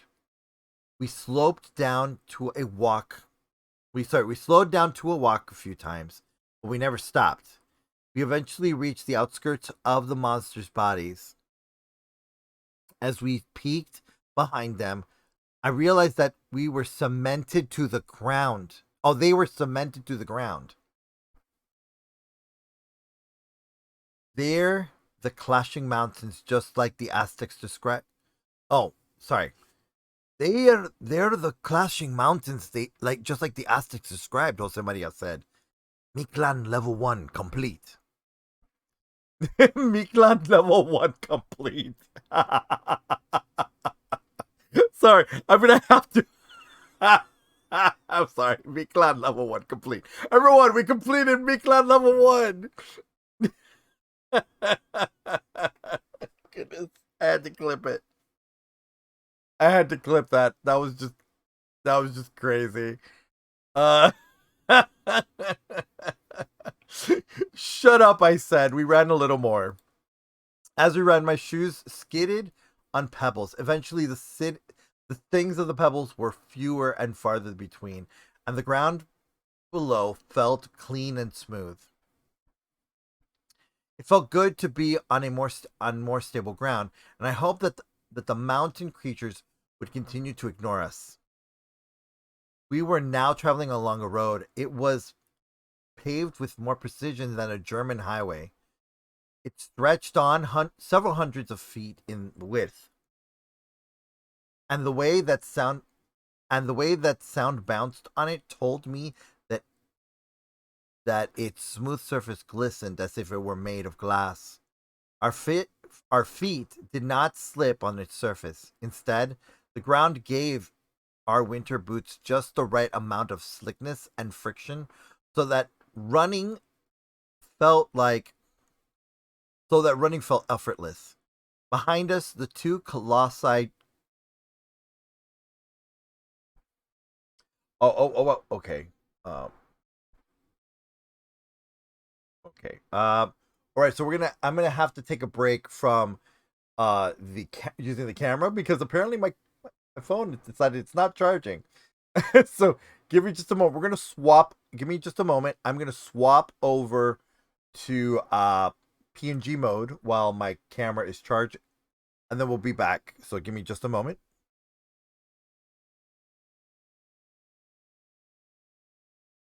Okay.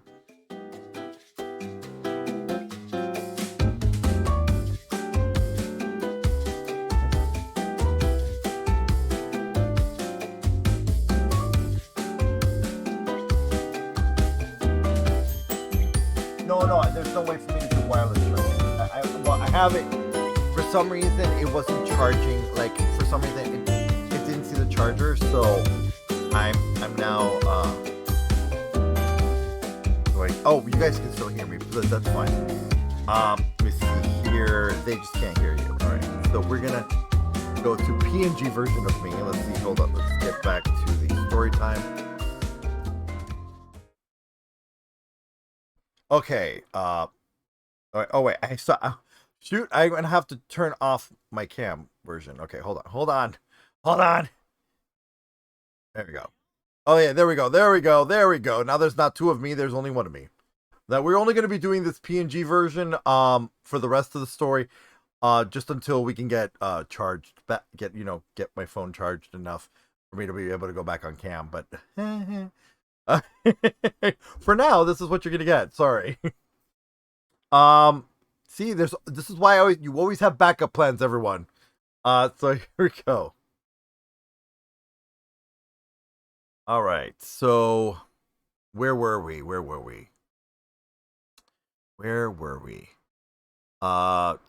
Something about the colossi. Oh, there we go. Behind us, the two colossi continued to fight, and chunks of rock were pulverized into dust around them, creating sounds like a war zone. I smelled the blood on their claws, even from our miles in distance. We took a short walk break. Oh, we took a short walking break until we could jog again. As we picked up speed again, I felt of movement, as if a gentle hand propelled us to become faster runners in the dark. We can't run like this, I said.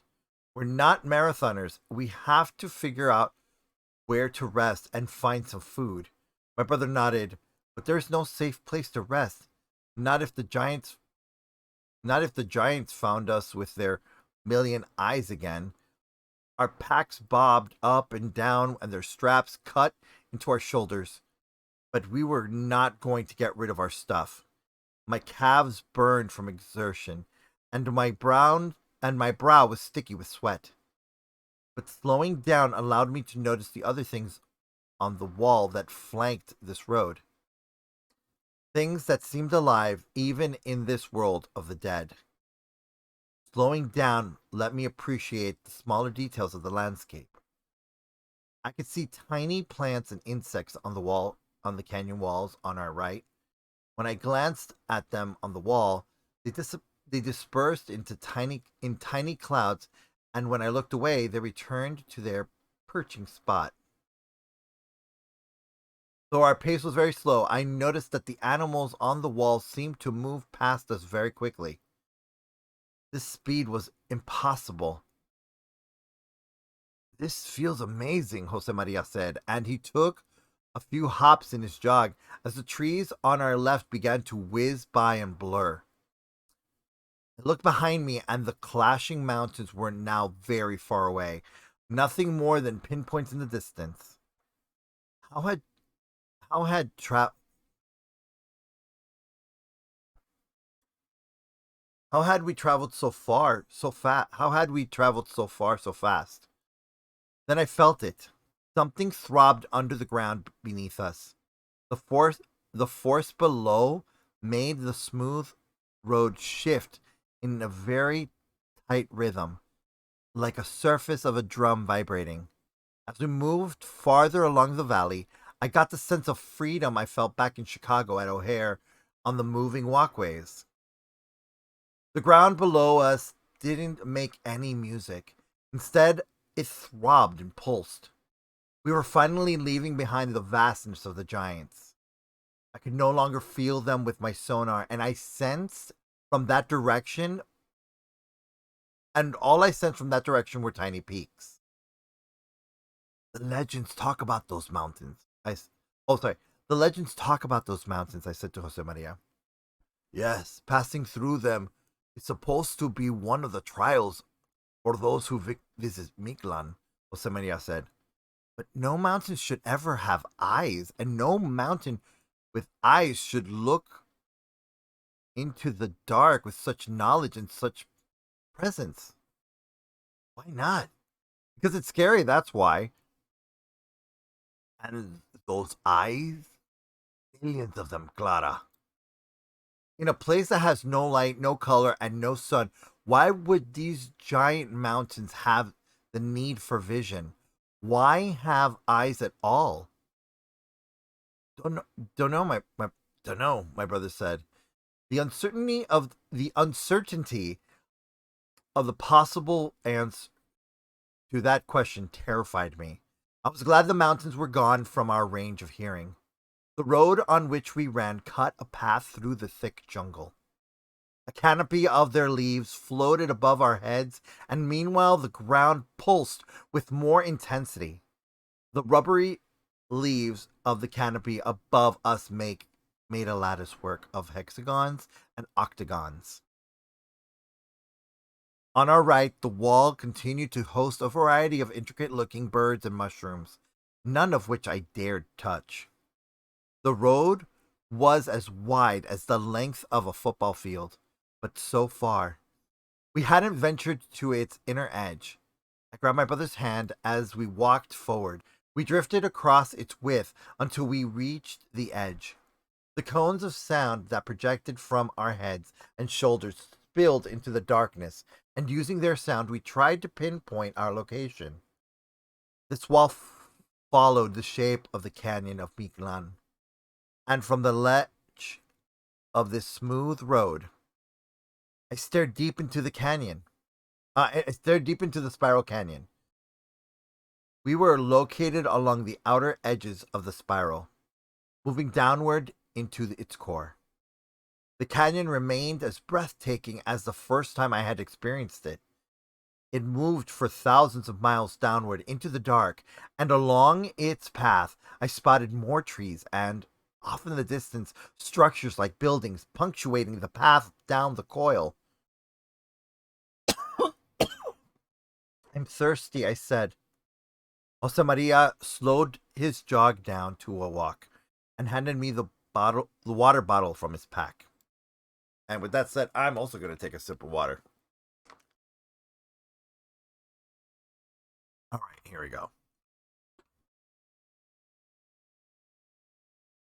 I had no choice but to slow down too. The trees made no noise, no music. The ground, which continued to move us at amazing speed, like a conveyor belt, also made no noise, other than its occasional throb. That's the best water I had ever had in my life, I said. You don't go out much, do you? My brother said. I was hoping we could enter in a place far away from Cholotol, I said.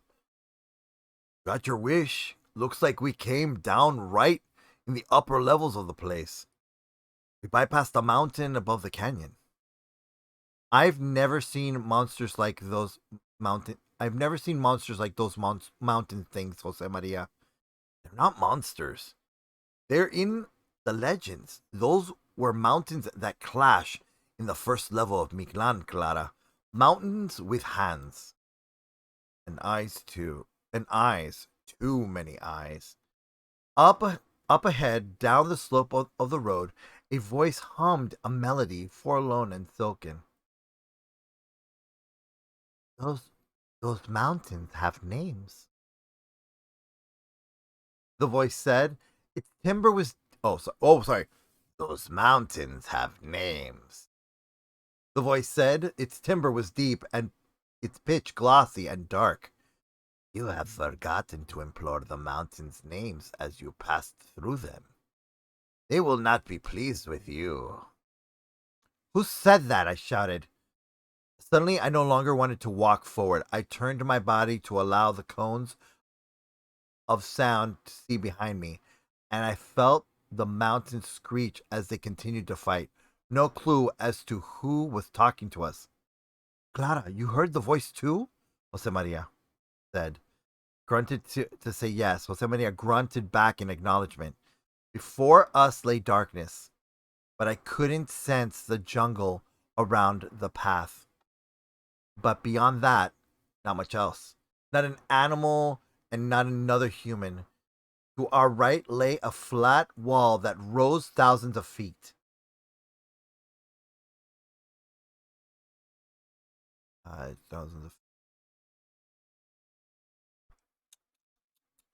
Thousands of feet. Oh, there. Sorry, I got. Sorry. The insect hives that had risen along our right side and the walls were gone. Only rock was left, and to our left, a chasm with those throbbing pods of blackness at the bottom.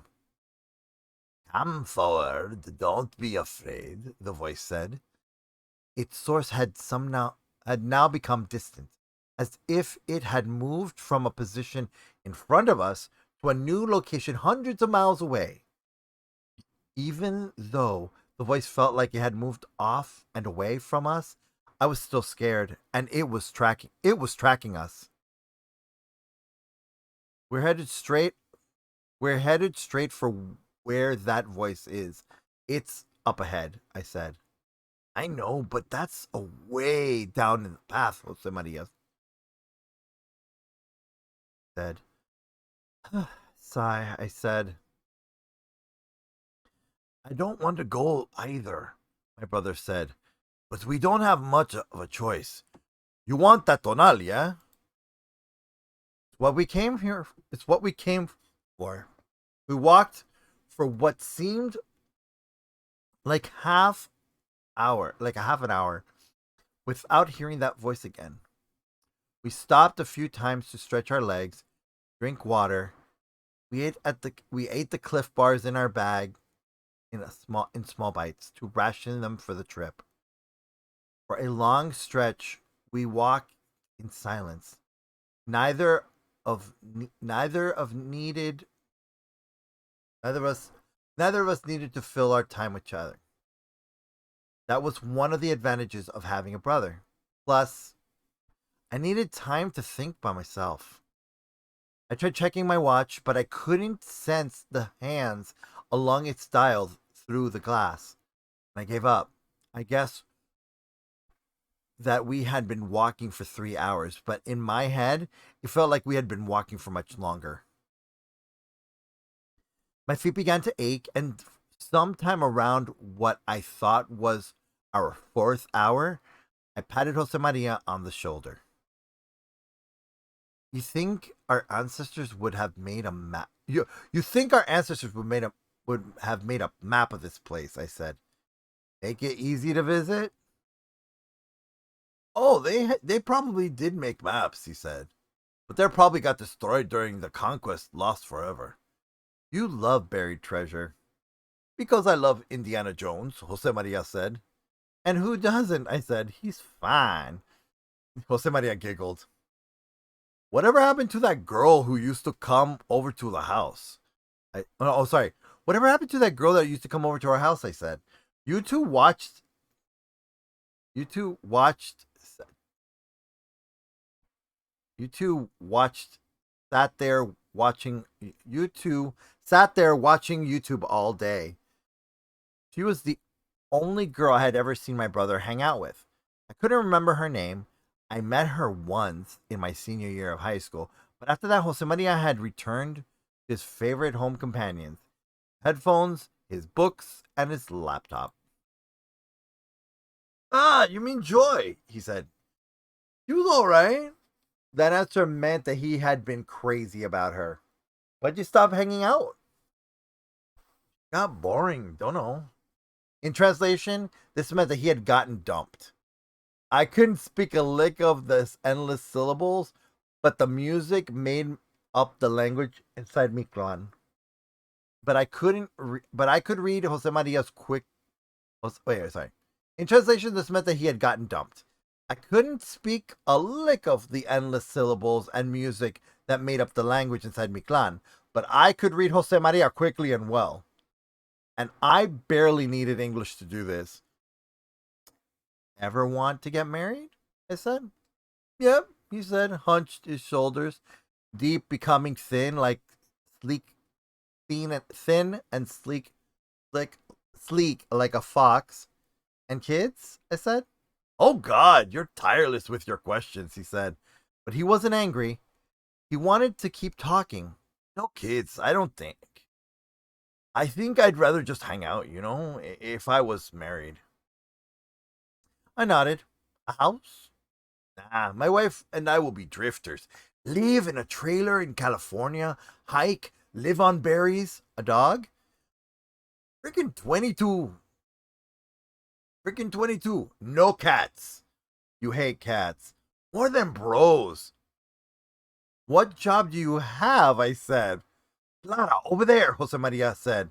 And I ran to the edge of the road. He peered at the immense wall, and I saw both the wall and the rubbery plants move past me like a carnival ride. Where? I said. As I turned my head up, I didn't see, but I heard what he wanted me to see. It sounded a sound like an electric guitar followed by deep bells that like those of a cathedral. On a cliff set into the wall above us, I caught the long jawline of a canine peering into the dark from a juddering rock on the canyon wall above us. The Xolotl howled, and my brother and I dove onto the ground. The Xolotl cut through the air like a blade, ready to land on top of us. Ooh! So everyone, Xolotl is back. The big bad dog of the underworld.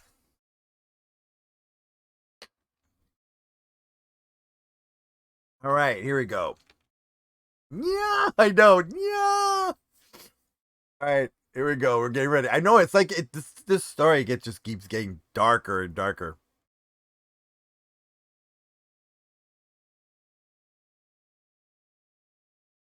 Oh, that was me.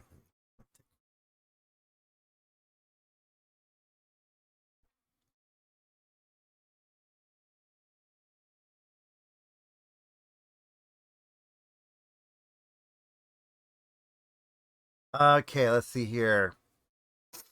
All right, let's see here. A cloud of rotting fumes expanded above us, and the sounds of the bells of the Xolotl became as loud as bombs. He roared. The night before, in my dorm room, Jose Maria had explained that the Xolotl greeted the dead to begin their journey into Mictlan. I had gone inside its throat once, and the despair I had felt inside made me never want to come close to such a creature. I know, right? All right, so the little guy right here, this is Xolotl. Let me actually make Xolotl bigger so you can see here. This is Xolotl. That is Xolotl. That is what they're facing right now.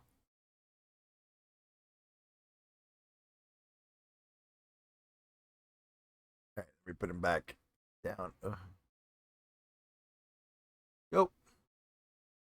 All right. Yeah, I know. Yeah. All right. See her turning into Miglan. Such a creature. His eyes had scanned me, seen through me, and now I feared he may take his final bite on us. The humanoid shape of the Xoloto left a trail of smoke in the air above us. As he fell down toward us, feet first, I braced for the worst. But a long, thin, flying object intercepted the Xolotl. The Xolotl wrestled with the object for a moment, and the two became entangled in a ball of smoke. Then two fingers burst forth and up into the air, joined together. The Xolotl emerged from the smoke riding a creature like a jockey, and I finally understood what I saw. The Xolotl rode a hummingbird made of smoke. So thick it was solid as flesh. The bird's almond-shaped eyes flickered, and its wings emitted a thin layer of music as its powerful muscles defied the air currents. The hummingbird and the Xolotl dove around in a few circles, and then it became very clear that the Xolotl hadn't spotted us yet. I said to my brother. I tapped my temple and waved my hands to make a gesture of emptiness. Quiet your thoughts, I mouthed to him. I knew the Xolotl had heard our thoughts before. Jose Maria nodded, and he took out his portable camera from his back pocket. No! I shook my head, but it was too late. He clicked the shutter button.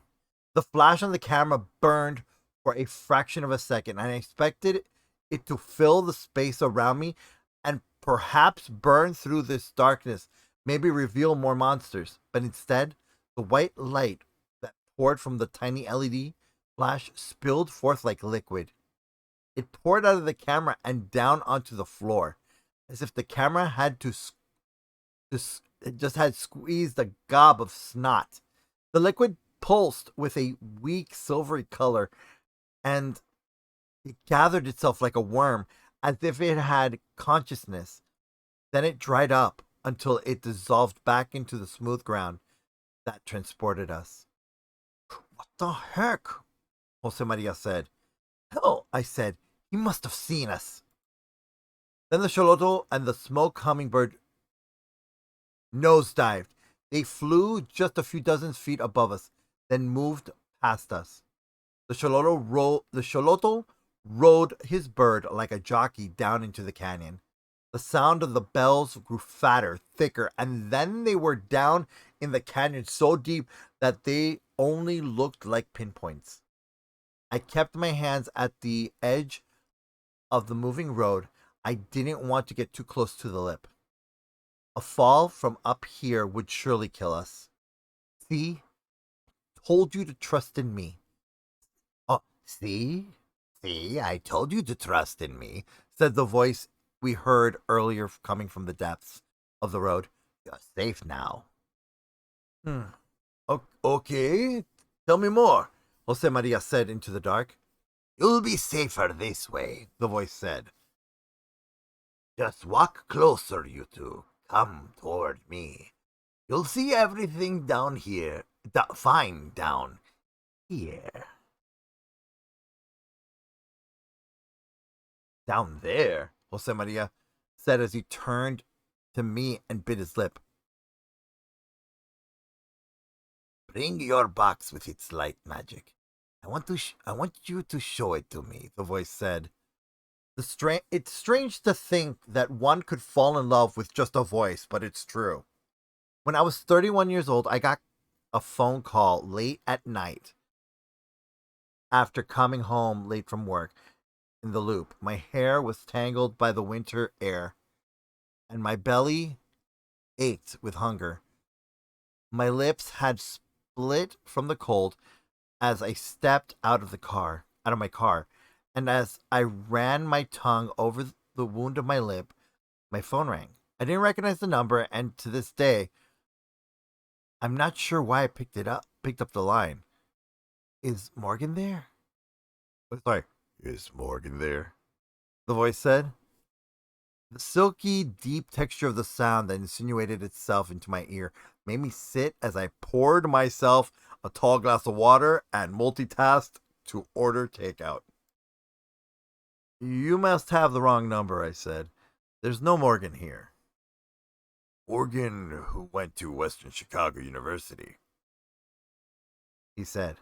This isn't her number? I had a roommate at the university once, and her name had been Morgan. I explained this to the caller. What I didn't say then was that Morgan had also been patient with me when I had been part of the OLF. And she had been kind when my face emerged from the bandages after the Millennium Riot. Morgan had been there when I needed her most, and though her life in teaching meant that we lost touch over the years, she had been important to me. She had met Jose Maria the night before we went into Mictlan, as she prepared to visit her boyfriend across campus. Morgan had been redheaded, had been redheaded, bold, a good friend. Oh, she's not there, the stranger said. I wanted to hear that voice, to know it. Morgan never lived at my address, I said. But clearly it's the same Morgan. Honestly, this feels like coincidence. I said. I should have been alarmed, creeped out, in fact. Instead, I was intrigued. Well, it's a good coincidence. Surely you must be a good person if you know her. I was hoping to get a group of people together to go. Wait, is this him saying it? I was hoping to get a group of people together to go to dinner for the holidays for those who don't have family in Chicago. Chicago winters were searingly cold and lonely if you let them be. You live here? I said. It's where I do my work, and I have an apartment. South Loop. You could say that, yeah. What's your name? I said. Ken. His voice danced through the mobile phone. I wanted that voice the way that people wanted to smoke a second, third, and fourth cigarette.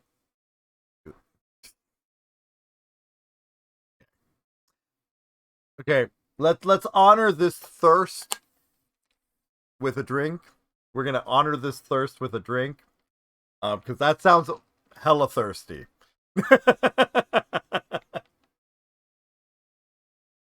All right, here we go.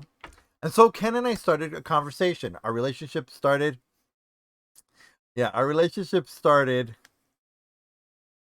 Here we go. Wait. Our relationship started during that call, and it continued for a decade in all its forms and shapes. He was a good lover, despite the things he did when he learned about my history. But on that day, it was his voice that brought him into my life. A sensuous voice that I wanted in my ears forever. And just like I fell in love with Ken's voice, I saw how the voice coming from the darkness in the path below seduced my brother Jose Maria in the upper parts of the canyon of Mictlan. We have to see who she is, Jose Maria said. He yanked up his jeans from his hips and ran a hand through his non-existent beard. Oh God, is he doing the fuckboy thing? Is he doing the fuckboy? Is Jose Maria being a fuckboy right now? Anyways, the textures of his skin remained smooth, hairless, and the color of onyx. I think we should be careful, I said. It's not like you, he said. Is that so? Of course. I can't think of any time you were actually careful. You always act on impulse. Strange that you see me that way, I said. It was true.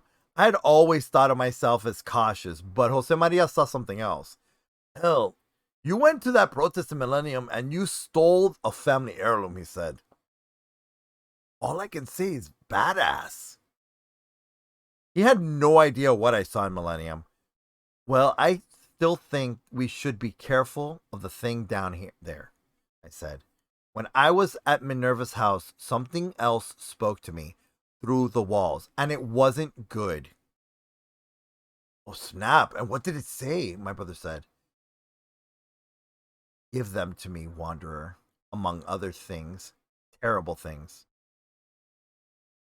The Shoroto also called you a wanderer, somebody else said. What does that mean? I wish I knew. Our family also warned me about the lords. Warned me about the lords, I said. Well, duh, Jose Maria said. They have to. The lords are the kind of things you only see once, if you catch my drift. Are the lords really down there at the bottom of the canyon, you think? My own words felt thin and brittle. I was not prepared for this journey. The lords of Mictlan were supposed to be a couple, a man and a wife. I hoped I could find my tonal without actually having to face them. Jose Maria walked to the edge of the road and he pushed a few of the rubbery plants aside so he could get closer to the voice. As we glided along, he let out a bellow. Yo! He said. The cones around his head swelled in size and though we couldn't see a single shard of light, I could suddenly understand the objects around us better and in more detail. Josemaria's voice was lighting the way around us using sonar of the music. You sound like those dinosaurs. You sound like those dinosaurs in that movie, I said. Raptor World, he said. He bellowed again.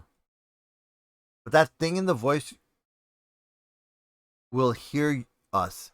The Xolotl will hear us too. I told you to be quiet. Not loud enough, he said. Wish I had Dad's voice. Needs to be deep. I pulled at Jose Maria's shirt, but he fought me. Do you want me to see what's up ahead or not? He screamed. But how? The louder we can get, the louder we can sing, the better we can see this world. Bats and whales do it, why can't we? And it made sense. But to call attention to ourselves, I said. We won't get killed, silly. We just need to shout a little and get more details. But you need to sing it like you mean it. He was right. The deeper we went into making his sounds, the farther the cones expanded thanks to Jose Maria. I could now see farther down the canyon, as if a fog had lifted from it. The immensity of the place gave me the chills, and the soft sense of the place rose all the way from its depths. I expected the smell of dead flesh, but instead, the notes of flower petals and moss rose from the canyon. Much to my surprise, I liked this smell. Those were the smells of the specimens on my father's desk at the house in Little Village. All the petri dishes with fungi, lichen, and many fuzzy things I couldn't name. Jose Maria's voice was strong enough. More details came into relief.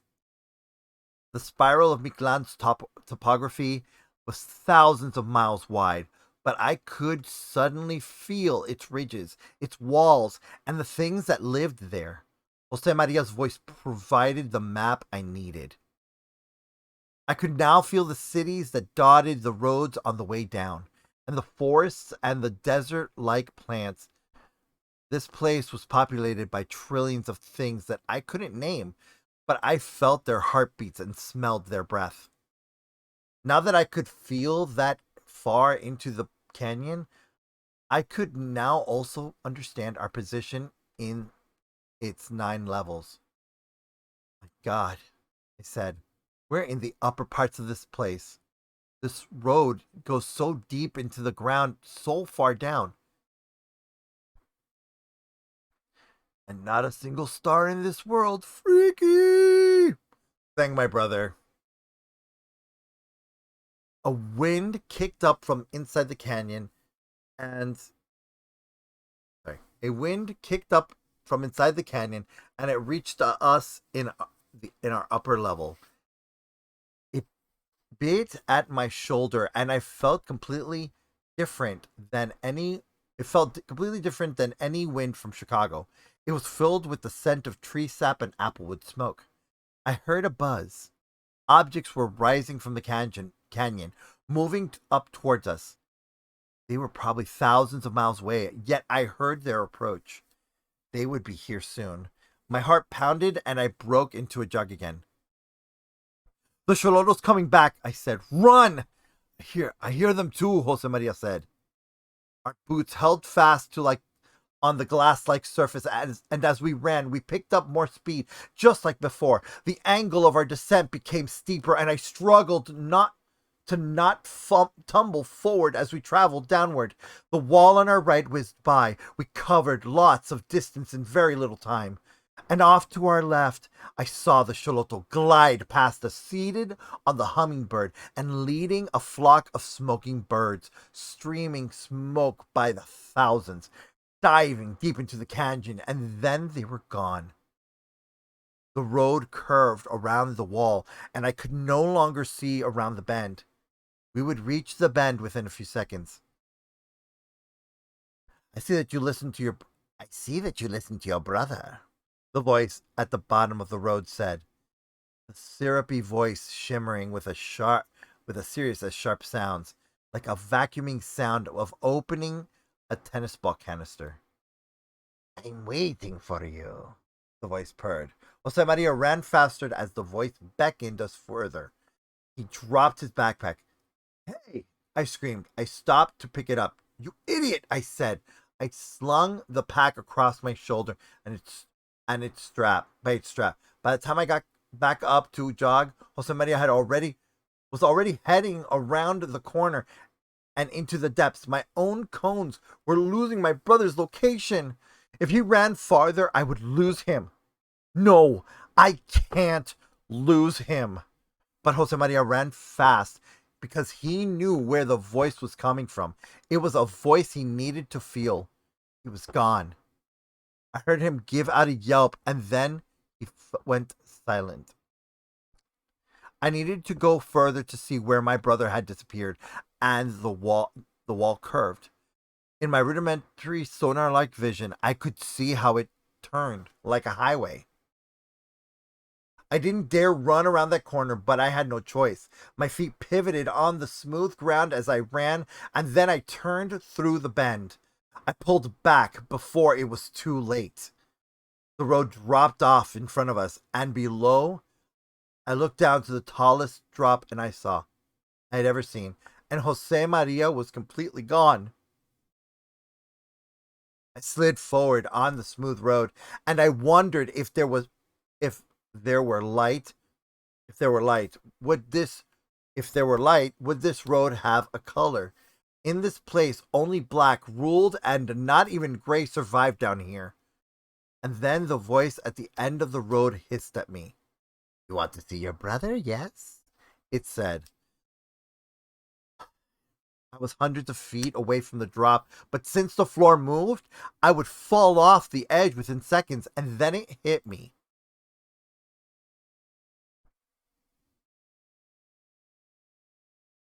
This is not a conveyor belt. It's not a road. It's not even a floor. And it's not made of glass. Jose Maria, I shouted, get back! We have to go back. Where are you? He was nowhere to be seen, but it was too late for me. The ground slid forward, moving me to the precipice. And off in the distance, maybe 10 miles away, I felt a single body move in the distance. It flowed gracefully and in an undulating line, and it rose into the sky. It reached a point high up in the air, many miles above, and then it came toward me like a question mark. This was the thing I hated the most. The thing I couldn't tolerate in zoos, or the desert, or the woods.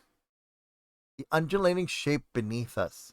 The very living thing that made this road possible. was a snake. And all the time we had jogged on the smooth road, we had been traveling along her back. And if that back was big enough to make a flat surface, that meant she had to be the size of. Her head zoomed towards me. She had 4 pairs of eyes, 2 on each side of her head. They emerged. The, they emanated a hard sound from deep within her orbs. But even from this distance, I had sensed her nostrils were more skilled at detecting my moves. Those nostrils were large enough for a grown man to walk through.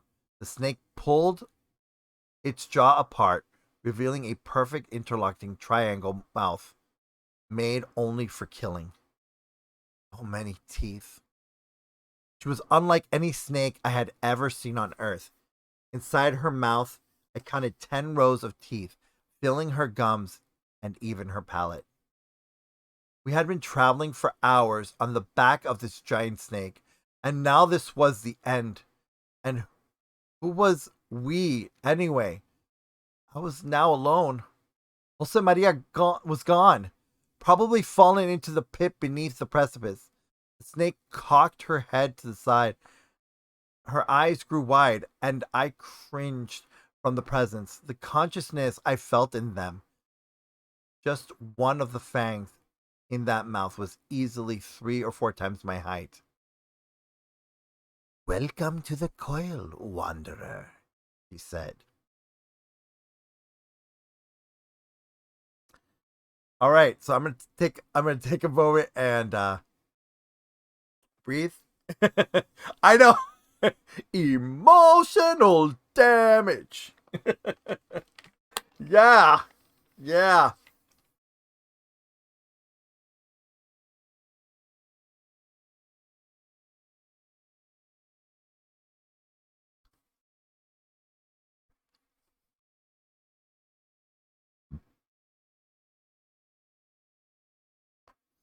All right. So here we go. We're in the next chapter. I'm actually kind of curious where we are in the book. Oh wow, we're not that far. Here, this 1, 5, 8. Yeah, cool. 8. We're like got 8 chapters left. All right, here we go. All right, we're going into my mother's skirt of snakes.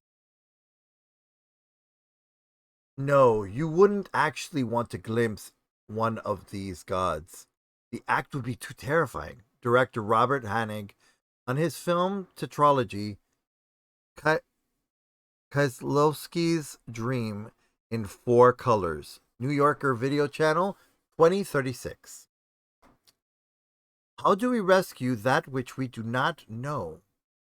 We lost. Archangel. Heartbreak of the Colossus that moves through the water. Millennium recedes, 2009, Reckless Records. Your problem isn't that you've been beaten down by a racist, sexist government, motherfucker. Your problem is one of scale. You're not imagining big enough. If you can imagine yourself out of this ghetto, your shit's free. Now get. Englewood and Dickens, HBO series, 2015. I've been waiting for you, said the snake.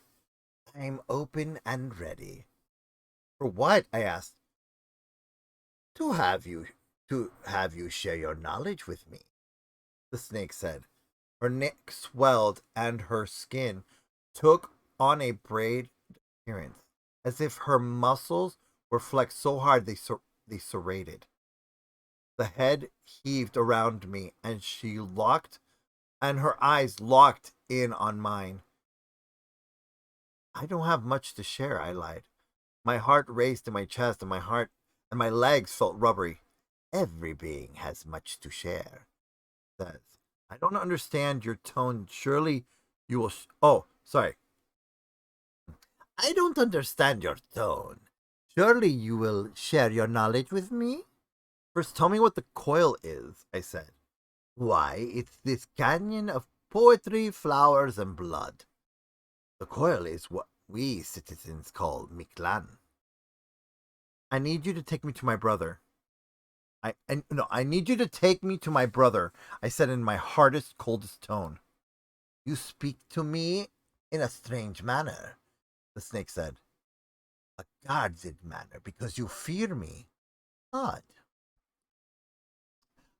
The absolute darkness of this world reminded me that my parents' Catholicism said nothing about what Mictlan could really be.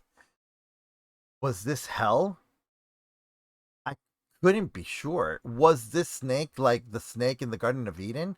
I began to think I should believe in something good, something filled with light. Maybe it was better to believe in a God up in the clouds, a God who would take people away from these places of darkness, as dark as this one. I still had the little laminated Virgen of Guadalupe in my pocket. Cold air whipped around me, and I remember how adept my father had always been at meeting strangers when we traveled. When we traveled, he did this with a charm and wit, and I had an idea. I opened up my backpack. I removed my cell phone, my notebook, and the knife. I also. Yeah, hold on. I also took out the remainder of my clothes. I took my time despite the impatient hiss of the animal. Her breath was imbued with the smell of the ocean and it rolled over me in waves.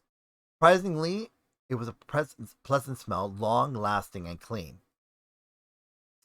My heart screamed in my chest, her 8 eyes blinked, and I felt the air shift in their membrane as their membranes flickered over her eyeballs. I wanted to cry in frustration at not knowing where Josemaria had gone, but I had never felt a presence so powerful inspect me the way the snake did. Those those are my things, I said, and I held each object up. My phone, my notebook, the shawl my mother gave me, my sweater. The snake emitted pulsing bursts of music, and as she did so, her eyes widened. She was understanding these objects, even as she wasn't seeing them with her eyes. As the bits of her music filled the air, her skin emanated the sound sparkle that allowed my mental representation of her skin understand that it was as smooth as a polished stone. These tools you showed me, they are hard objects, vibrating objects, he said. Are you a warrior? She said. I'm confused by your question, I said. I'm just a person. You don't have tools down here? This place, this place, what you call Miklan, has no objects. All we have, oh sorry, this place, what you call Miklan, has no objects. All we have down here are beings. The mountains, the trees, the smoke owls, every being here has a spirit, or what you might call an essence. But we have no objects to speak of. I felt the snake's body shift beneath my feet, and the conveyor belt motion almost toppled my feet me off my feet. She was bringing me closer to her, and I had no choice. I wouldn't be able to move off her back of her body in time. I would like to travel with you, friend, the snake said. Friend? What the hell? What the hell? Okay, what the hell? Maybe you can work with this. Play along, Clara, play along. Her tone confused me. Her face was the most terrifying reptilian horror I had ever seen. But the velvety tones of her words made me feel as if she were asking me for something private and intimate. The snake the snake head and its movements reminded me of the currents in the depths of the ocean. of the ocean, moving slowly in the dark gargantuan. Sure, sure, sure, take me with you. I want to learn more about this place, the Coil, I said. This seemed to make the snake very happy. Her head dove down into the canyon, and soon the length of her body closest to her head was gone. The thick body beneath shifted, and we were gliding over the cliff where we were about to slide straight down the wall. I had nothing to grip, and I were if I went over the precipice, I would slide off the smooth scales and tumble to my death. But as soon as I came close to the edge, the snake's body throbbed and its flesh liquefied in front of me. Two bony ridges covered the tiny scales, rose up from her back. I grabbed onto them and they grew longer, sliding under my armpit and wrapping around my legs like limbs. My legs like limbs. We slid over the wall and I screamed as we dove.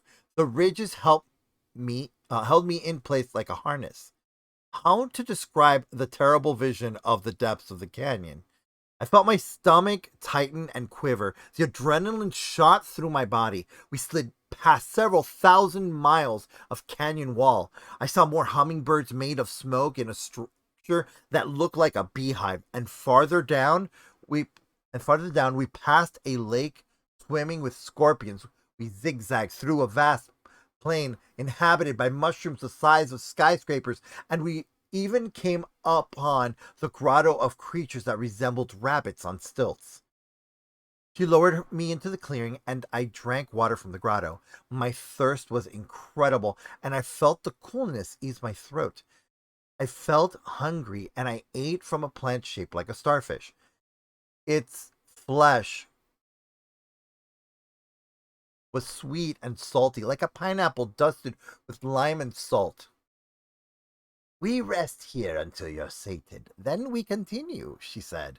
The snake did not speak while I rested in the grotto. Her head floated about 50 feet above me, still as stone. She blinked and came toward me. She returned me to her back, and the ridges and protuberances held me in place. We traveled along the walls of the canyon again, and flowers sprouted from its walls by the billions, black flowers whose petals looked as soft as baby skin. The snake's flesh felt good under my hand, and I stroked her scales. Was I the first human ever to do this? I felt electricity in my arms and a tingle in my breastbone. I still had too many questions, and though Josemaria's safety was still on my mind, I didn't want to anger this being.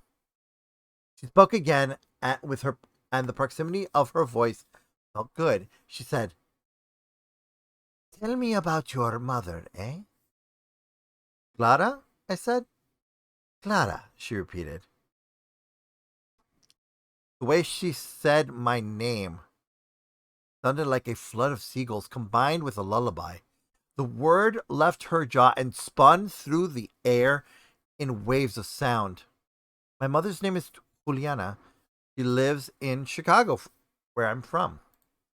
The snake flicked her tongue up and over her head, and it came right near my breast.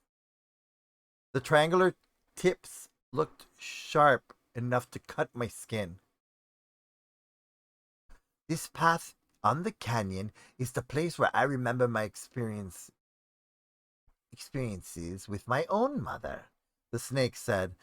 I come here often to remember it.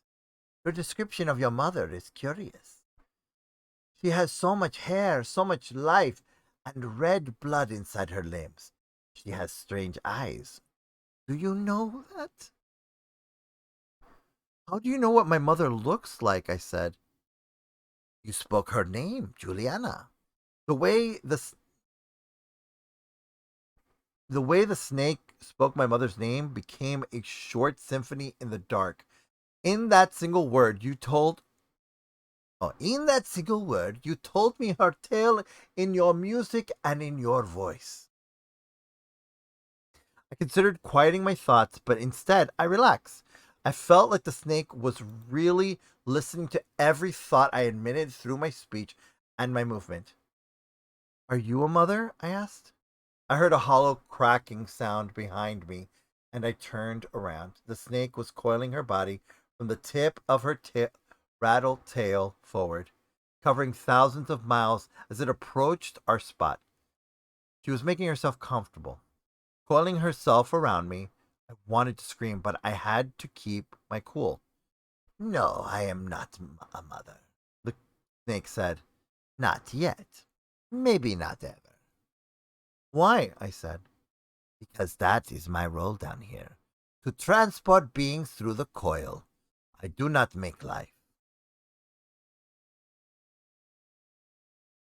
Yeah, damn. Names have power. Actually, it's words have power. But yeah, definitely names have power. Uh-huh. I see. I said. I got down on my knees to get a better grip on the snake skin as she decided to yank me. I couldn't, I still couldn't hear or feel any trace of my brother. But I have a mother, and we share our love sometimes, the snake said. What is your name? I said. The word that flowed out from the snake's long, twisted, gnarled, and was, oh, the word that flowed out from the snake was long, twisted, gnarled, and gorgeous. Its sound made an image in my mind, and I saw dazzling birds with wings and sparkled like jewels. That bird that was blue. I'm sorry, I'm gonna cry. Sorry. Sorry, this is just like this touching moment, even though it's fucking scary. Um okay. The word that flowed from the word that flowed out from the snake was long, twisted, gnarled, and gorgeous. Its sound made an image in my mind, and I saw a dazzling bird with wings that sparkled like jewels. That bird was as blue as Lake Michigan. Your name is Blue Hummingbird? I said. The snake flexed her muscles beneath me and sent out a thick pulse of music.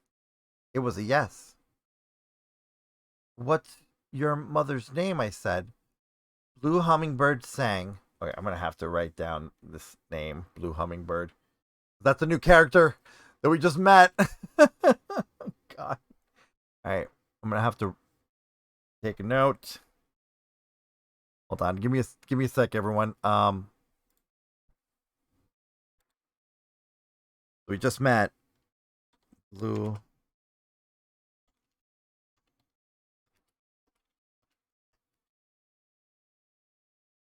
Hummingbird. Okay, Blue Hummingbird. Okay, da-da-da. Okay, so we just got her name. All right, let's see a Blue Hummingbird.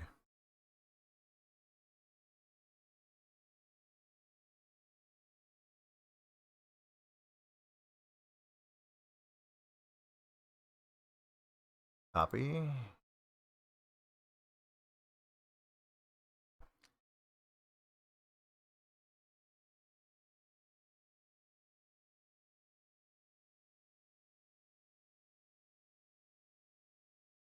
There we go. Okay, so now I got her name. Goodness. All right, so wow. Okay, here we go. Blue Hummingbird sang using her body and the hiss inside her jaw. And in just a few bars of that song, I could suddenly grasp the memories of the snake's mother.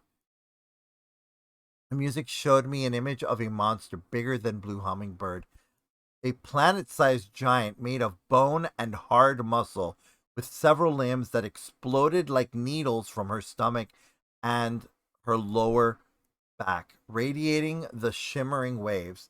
That body looked nothing like a human's.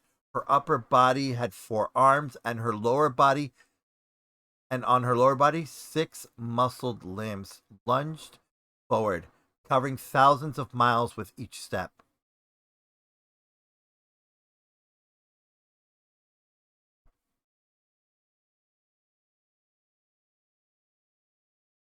Yeah. Okay, here we go. Oh man. No. Okay. I'm seeing that we're gonna have to look up another. Okay. Right.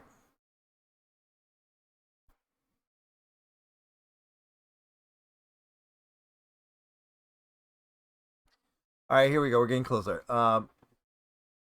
Close. We're getting closer to her name, the mom's name. See here.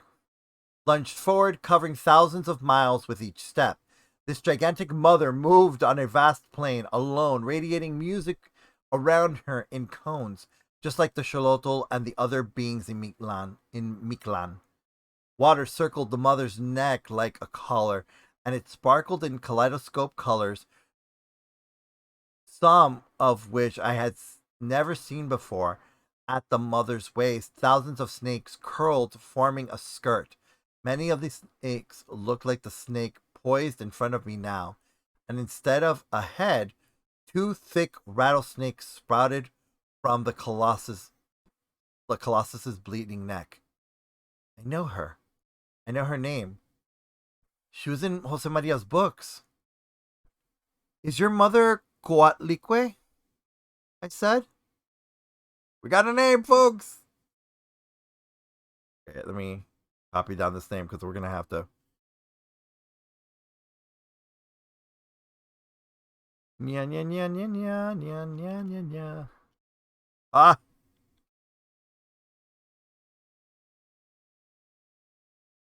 Okay, Control C. Let's see if we can find Coatlicue. Hold on, because we just got just told a new person. Okay, here we go.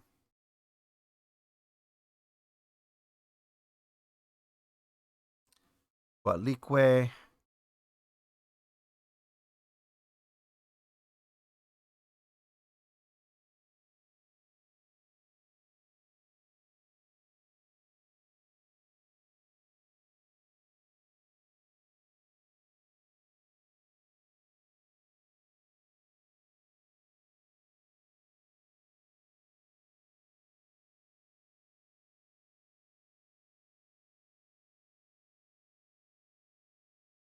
Oh, here it is. Okay. All right, so we're gonna save this image. Save image.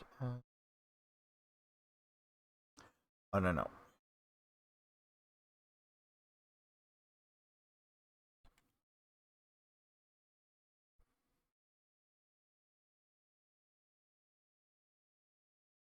Let's see if we can put Coatlicue on the screen. Oh gosh, she big. Hold on. Okay, so everyone, this is her mom. This is Blue Hummingbird's mom. This is Coatlicue. We're gonna put Coatlicue right here. Make her a little smaller, and then move her into the folder.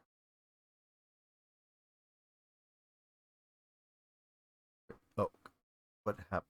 Ah,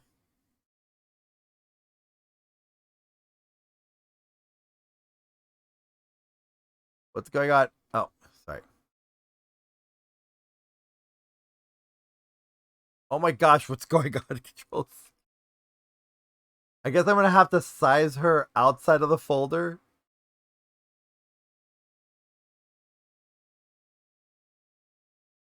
Okay, so we're gonna have to size her outside of the folder, and then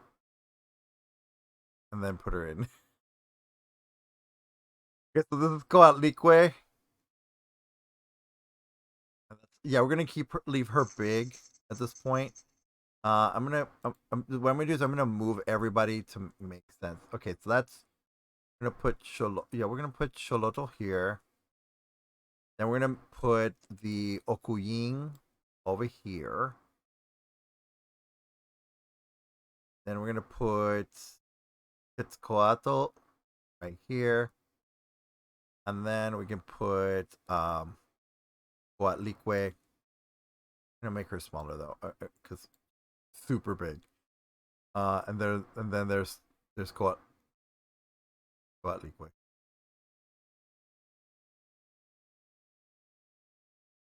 All right, there we go. Okay, so I think we've got Everyone, everyone comfy in the folder there. Here we go. Now let's continue. Let's continue.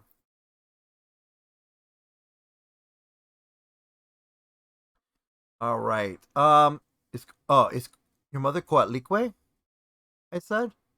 The snake, the, the snake quivered, and she pulled back her lips, revealing the hundreds of teeth in her mouth. The sound she made was a definite yes. Coatlicue, whose name meant skirt of snakes, had captivated me in those books with her monstrous appearance. Yet the image of Coatlicue that the snake showed me shocked me more than I could imagine. I knew that the Nahuatl names for these gods that Jose Maria and I brought with us onto this world didn't exactly match their names of these creatures. But in the case of Xolotl, he had acknowledged the name. Perhaps in the time of the Aztecs, this was as close as their language could come to describing these beings. Your word, Coatlicue, is close enough, Clara. My mother's real name is too long to say to you. You do not have enough wheels to understand that name. But yes, Coatlicue will do. Does your mother live down here in Mictlan? I said. I hoped the answer was no. The giant I saw in the vision felt foreign, like something beyond time. Oh no, there are not many of my mother's kind down here, Clara. Blue Hummingbird said, ironically, Mictlan welcomes all children and siblings of their parents. But the major beings, those that are like my mother, they left this canyon a long time ago. You may not understand this, but those elder beings are still evacuating now. There are only two parents who live in the coils, the lords. But the lords are not your parents? I said. That is correct. They have no children. They were here before the other beings. All they do is eat other people's children. You know the lords. I took a deep breath as I shivered. Yes, I heard about them. They're at the bottom of the coil. Mictlan Tecuatli, and oh my gosh, Mictecacihuatl, the lords. I am trying to find them. Then surely you are ready to die, the snake said. Are you filled with the joy of death, Clara? The question scared me. I felt my skin grow cold.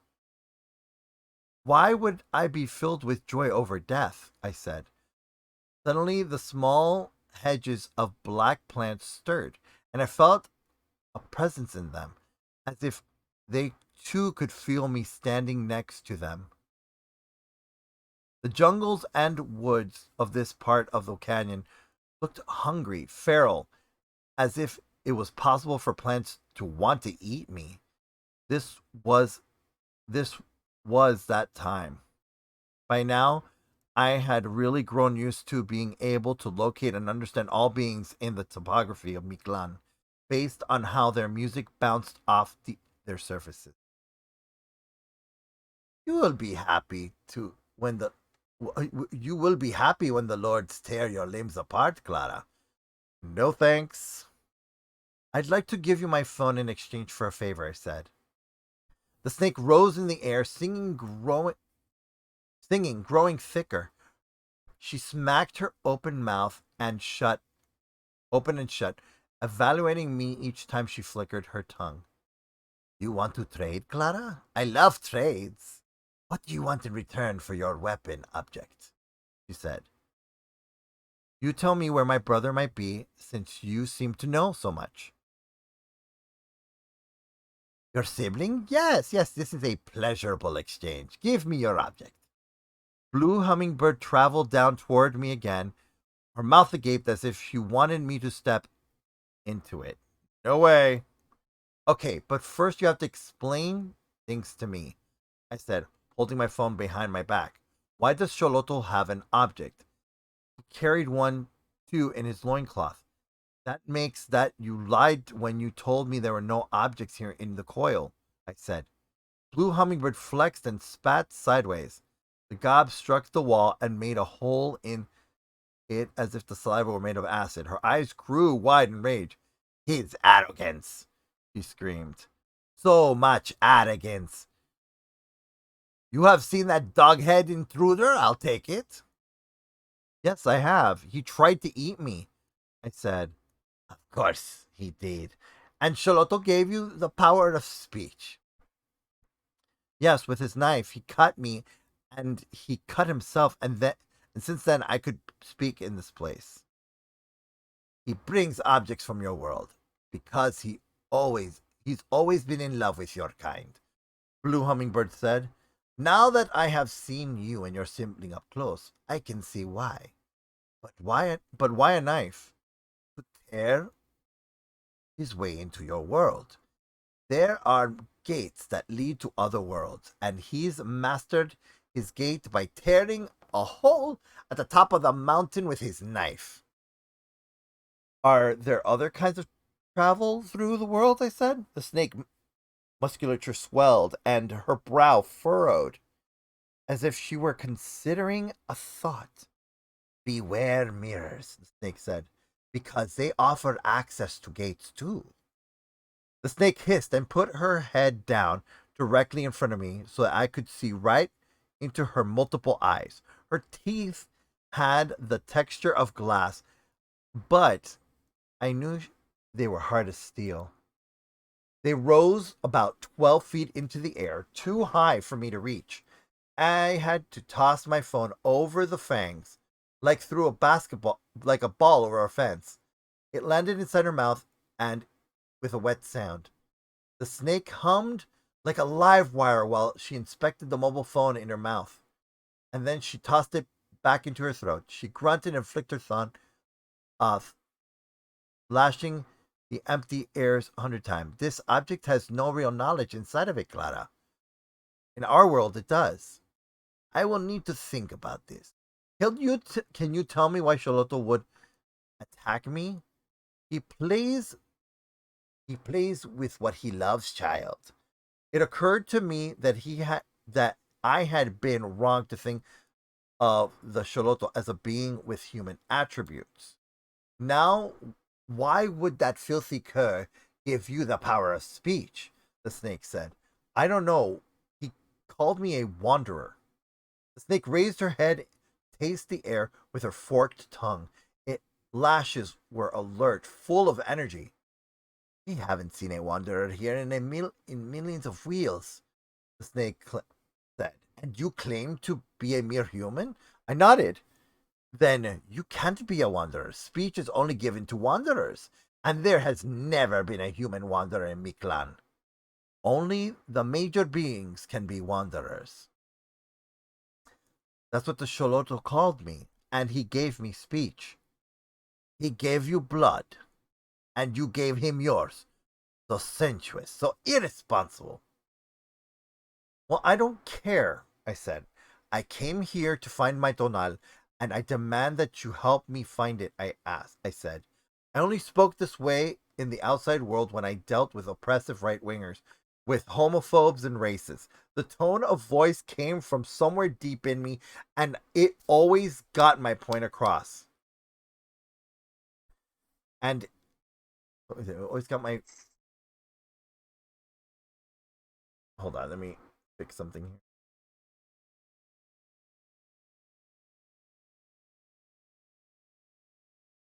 Anyways. Uh, da, da, da, da.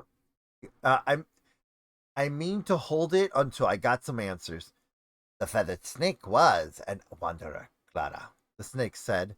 Her voice filled me with its music, and I felt drawn to her, toward her. What would it be like to touch the ridges on the top of her head? But then my mind returned to the clue she had given me. The feathered snake. Quetzalcoatl, I said. He is one of the 4 children who grew up in the coil but left the canyon. There are 4 babies, each bathed in one of 4 colors. Most of those children seem to have forgotten Mictlan, except for Quetzalcoatl, as you call him. Quetzalcoatl came back to the Spiral Canyon to stay with us. But the neglect of the other 3 brothers is lamentable. She talks as if they are a family. I thought back at home, this could very well be the same conversation about how La Negra stopped going to family gatherings. Do you have siblings? Oh, do you have siblings? I said. Sure, many, but I am the only one that lives down here with the lords. The rest live in the outer worlds beyond the mountain above the coil. Many of my siblings still live with my mother, inside my mother. I didn't understand exactly what this meant. I just as soon as I seemed to find a trace of something human in the snake, surprised me with an utter alienness of her personality. Well, then, maybe you can tell me where to find my sibling Jose Maria? The snake squealed and rose in the air, thickening as she flexed her muscular body and in rage. Blue Hummingbird's flesh lost some of its solidity, and and I realized she wasn't made of conventional flesh and bone. She was braided. She made of billions of snakes, woven so tight that they form this snake. The woven snakes parted for a second, and I could see right into her flesh as if a butcher made an incision. Buried inside, cocooned, lay Jose Maria. He looked dazed, as if he were high, and he waved from a gape in the gap in the snake. It was a lazy wave, full of pleasure and relaxation. Hey, Reina, he said, winking. Then the snakes covered him up again. Bring him back, I demanded. I sprinted and jumped off the ground, landing inside the aperture inside the snake, just in time to slam onto my brother. And then the snakes knitted themselves together to seal us like linens around a corpse in a grave. None of the snakes bit me, but they ran their bodies over every bit of my exposed skin, and in some cases they slithered up my jeans and into my shirt sleeves. But I didn't scream. I didn't want to upset the snakes. They each made their own song, and though I lost my ability to feel objects around me, I could tell there was a solid human body not far from mine. Jose Maria, can you hear me? Yep, he said, loud and clear. How'd you get in here? I asked her if I could step inside her folds. But why? I said. It was her voice, you said. I couldn't resist. My body felt as if had been suspended in a thick liquid, and I discovered that if I relaxed my fear of the snake bites receded. If I relaxed my fear of the snake bites receded. It flowed over my lips and my hair, low as lava. These giants that move through the cosmos, said the snake. She was speaking through us right inside her flesh, without the need of her voice. Her words felt closer than ever before. And those giants move through the gates, Jose Maria said. His phrase rhymed with the snake's words, and I realized that they were singing together. He is in love. Like the gate we walked through in Lake Michigan, I said. Yes, replied my brother, and the snake together in a chorus of gauzy music. They were singing a song together, even as her flesh of snakes imprisoned us. Many wheels ago, this canyon unfurled itself from the navel of the darkness. The coil wound unto itself, while at the same time it expanded outward, up to the highest levels, close to the ground. That is how things began, and the lords of Mictlan took residence inside its center. The snake sang. Mictlan was just a home, Jose Maria added. A home made of flowers and rivers that run like veins. Just one home in the cosmos. The snake said, a home for us. A home for us, Jose Maria said, as if he had known this song all his life. Two great beings, older than old, became lovers. The female swelled with pregnancy, and she bore 4 children. As the wheels rotated, touched, and collapsed, 4 children, 4 colors. Jose Maria continued. Those beings are so old that we cannot see them anymore. They're even older than the lords. Blue Hummingbird said, but they are always beyond this spiral canyon. I felt my brother stir inside the sea of reptiles. He was turning around to face me. And those 4 were powerful gods. Jose Maria whispered to me. He was close, maybe 2 or 3 feet in front of me. 4 children, all of them Tezcatlipocas, Blue Hummingbird said, and 3 of those children left Mictlan. They didn't visit often. But the lords continued to devour, the snake said. The music continued, but the lyrics faded off it to an echo. Clara, the snake said, can you hear me? Of course, I said. You are here for reparations, yes? To reclaim my tonal, I said. And you know how your tonal got lost, don't you? You felt the presence of the Okuyin, didn't you not? You felt his cold body roving eyes, and his need for violence? What are you talking about? I said. I will take you there. I will show you what the Okuyin did. I will show you why the gates are opening and why the Okuyin followed you. I will show you what he can do if you do not stop him. Show me, yes, show me, I said. I will help you find your tonal, the snake said, as she looped her body over cliffs in the distance. Thank you, was all I could think to say. But first, our trade. Blue Hummingbird said, you can keep your metal object from your world, Clara. Those objects are dull and useless. They contain no real knowledge. What I want is you. Music swelled inside the snake's body, and though my eyes were blinded by the snakes that enveloped my body, I felt my body flow toward and through the snake, into the brightest flash of sapphire I had ever seen in my life. Woo! Okay, wow. Whew. Goodness. Goodness.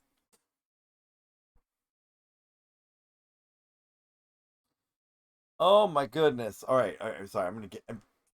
I'm gonna take a quick break to go to the bathroom. I'm gonna get some more water, and I will be right back. And we will continue where we'll continue here. We will continue. Yeah, we'll continue from here. So I will be right back. I will see you all momentarily.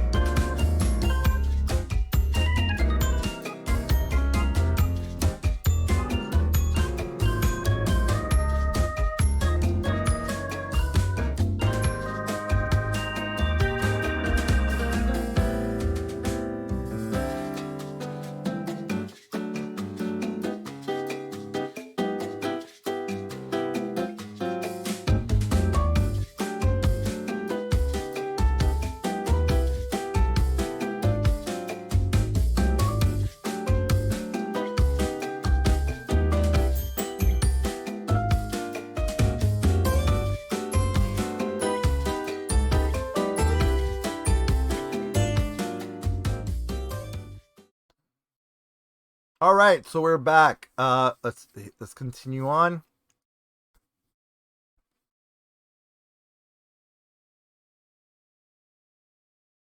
All right, so we have okay. So let's go. Edgar's body had been lanky, marked by moles at his shoulders. During the times we had sex, my hands had explored his back, his face, and even his eyelids. That's what I remembered the most about the times we made love. His skin, the sensations on my skin and in my nose and my and eyes me made me orgasm several times when I touched him. Okay. Yeah, and remember, adult stream. Um, and now I fell into 1,000 shards of the color blue. My skin came alive, just like it did during those early mornings with Edgar. Thousands of electrodes had turned. Oh, okay, we're going back to the snake again. Okay, so she's just.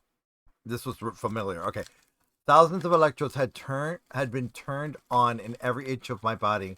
The snake called my name, and those two syllables, the way she caressed the sound, made my stomach tingle.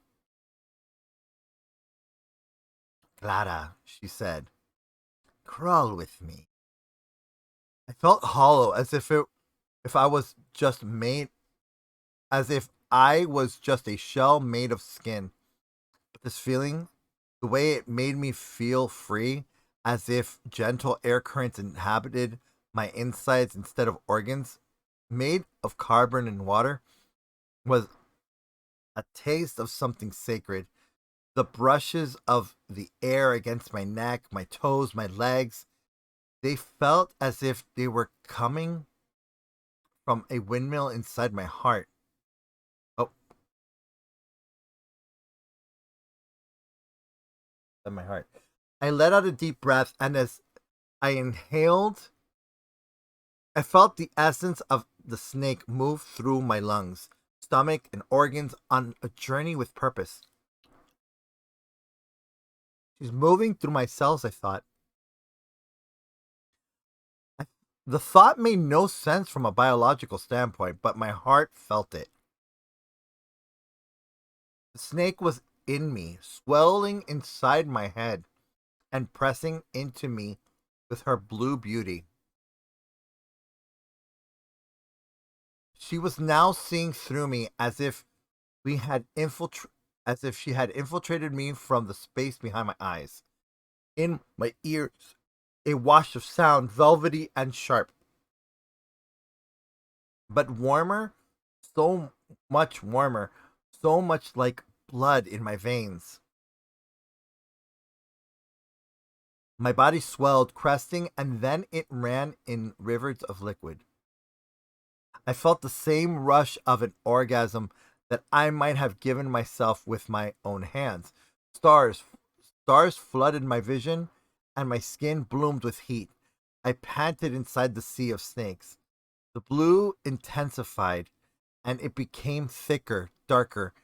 Its music spread itself apart like a siren song, like a siren going off in the night, and the snake and I became one being, connected by oceans and galaxies of blue color. It was in this blueness that I understood where I was. You're inside the snake's eyes. You're literally inside her eyes. Outside in the circular valley of Miklan, those eyes are nothing but useless black orbs. But if you ever saw a blue hummingbird in the sun, those eyes would be as blue as the heart of the Pacific Ocean. Ah, oh, I think I know. I think I know. Thank you, Clara, the snake said. We have communed. And now I can show tell you the story of the Okuyin, if you let me.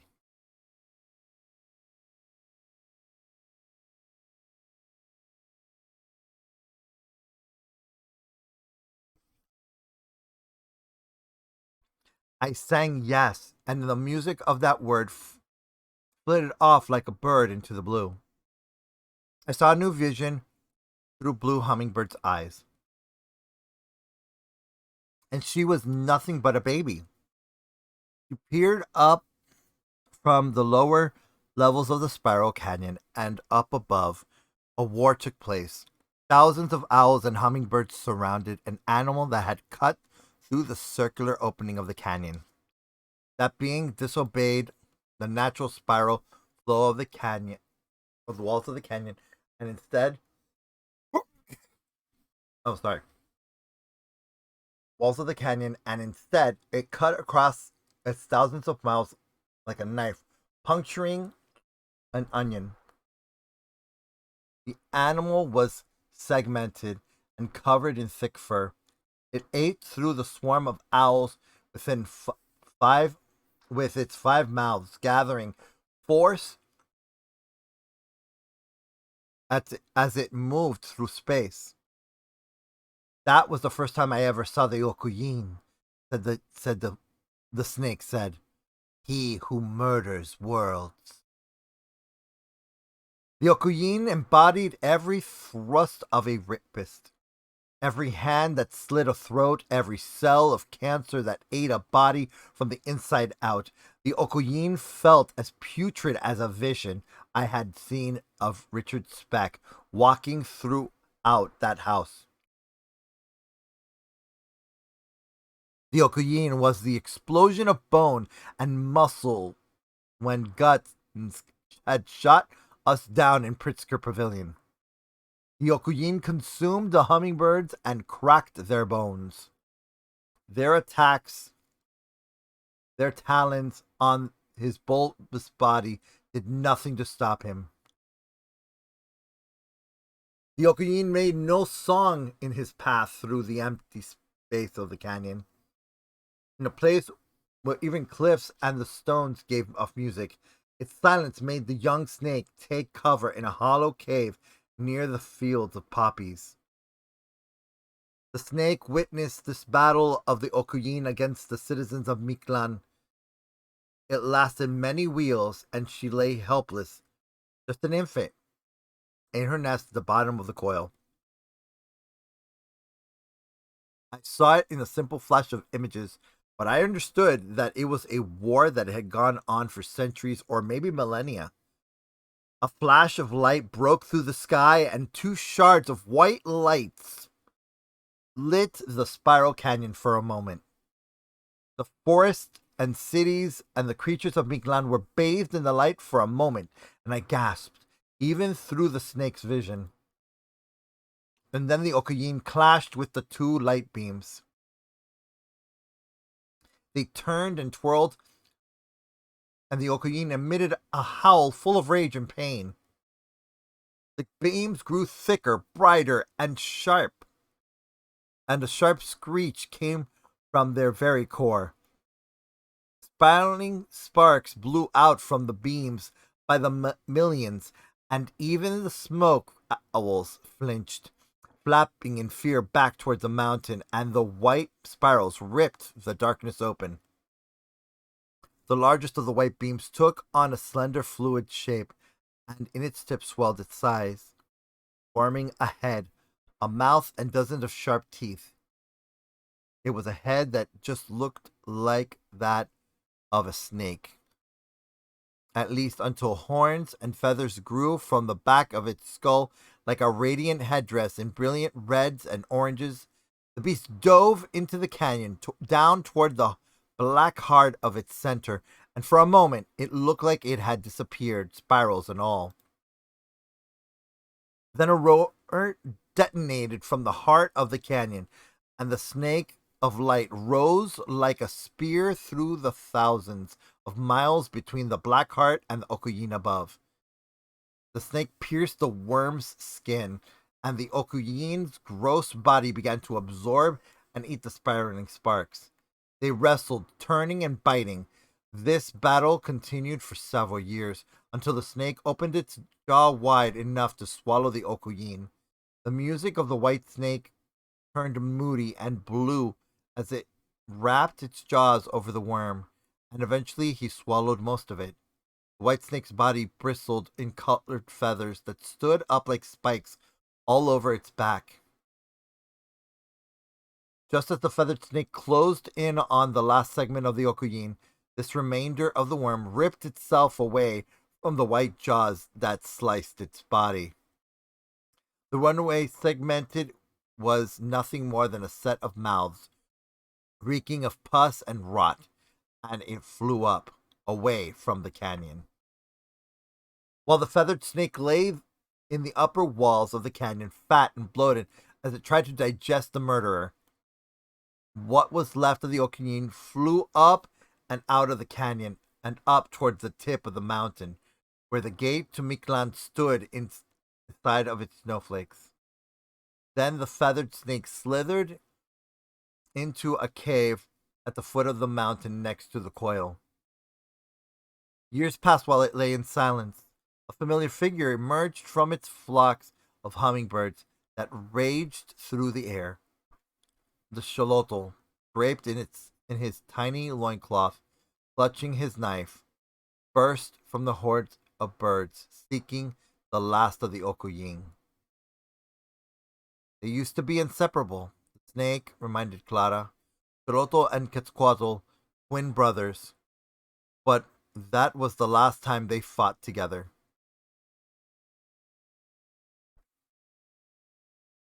The Okuyin's last segment sat on the top of the mountain, murdering the beings that lived there.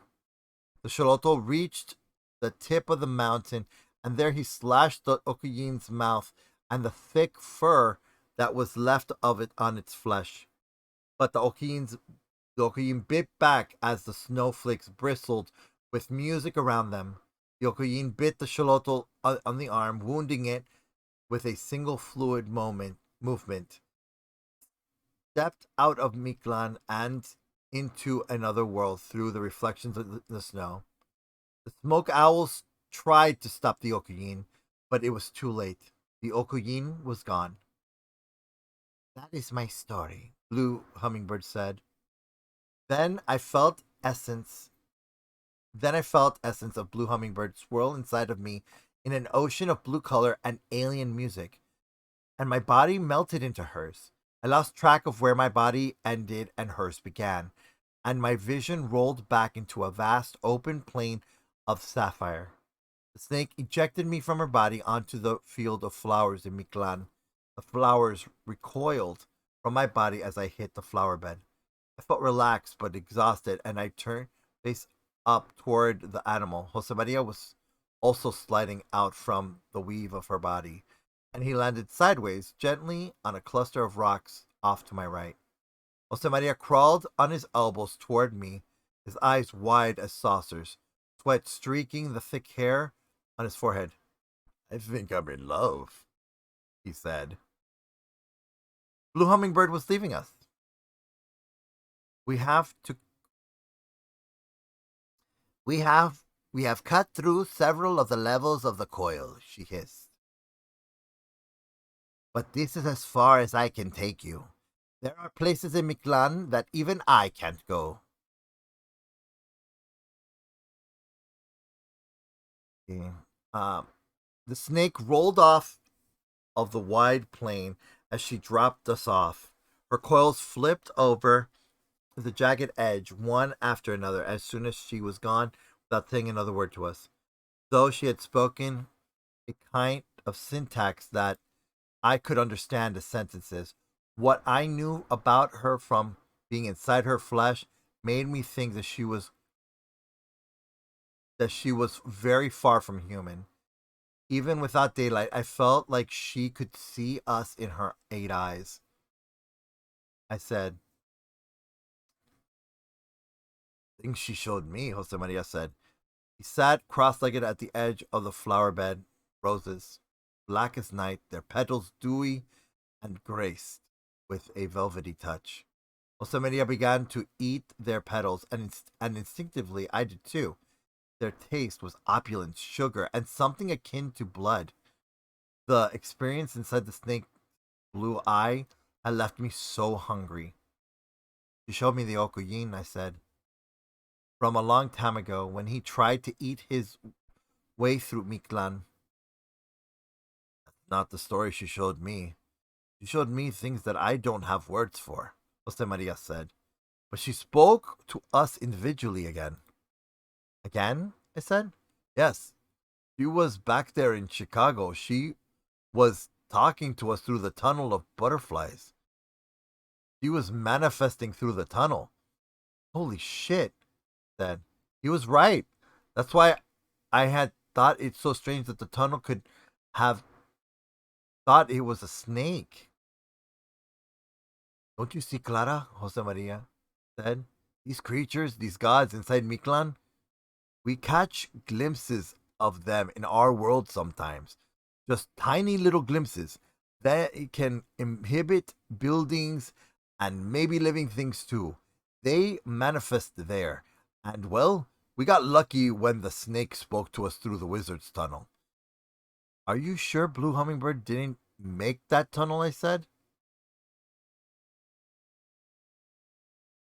100%, my brother said. She showed me. The wizard named Black Wings was Guillermo. He tried so hard for so many years to get into Mictlan, and he never could. All that time, he begged Blue Hummingbird, begging her to let him go into the coil until he tricked her into building that tunnel. And then he disappeared. He left that tunnel down at the bottom of the lake like a haunted house.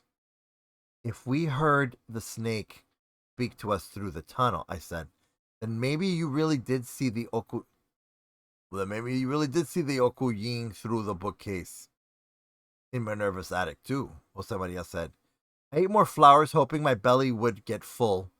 Food was a comfort right now. The only thing that could quell my fear from having been seen by something as horrible as the Okuying back in Chicago.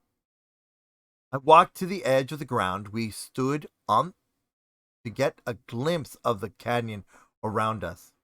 In this lower part of the spiral, flowers invaded every wall and even the roads.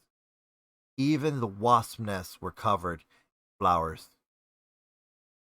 of every. Oh, sorry. Even the wasp nests were covered in flowers of every shape and kind. They dripped like lazy diamonds and thick trumpets. The intoxicating shapes and scents. The intoxicating shapes and scents of so many flowers was something I had never expected to see in this place without light. Part of me wanted to keep those flowers with me forever. A forest of marigolds pulsed with music, and their scent just about a quarter mile of us from us. We walked through the trumpet-like howls, and I brushed their tops like the way I might pet a dog. Afterward, we reached a clearing. I unpacked the shawl from from my pack, and I placed several dozen roses in it to save for eating later. Let's see if we can find a place to rest up there, I said. We won't need to be so we won't, where we won't need to be so exposed. The taste of the flowers haunted my mouth. Mictlan had nothing that resembled weather. There was only wind and breezes. As we cut through the forest, their subtle music took on a brighter note. With each step of our approach, the flowers sang, and they released more perfume. Their song startled me. I know this song.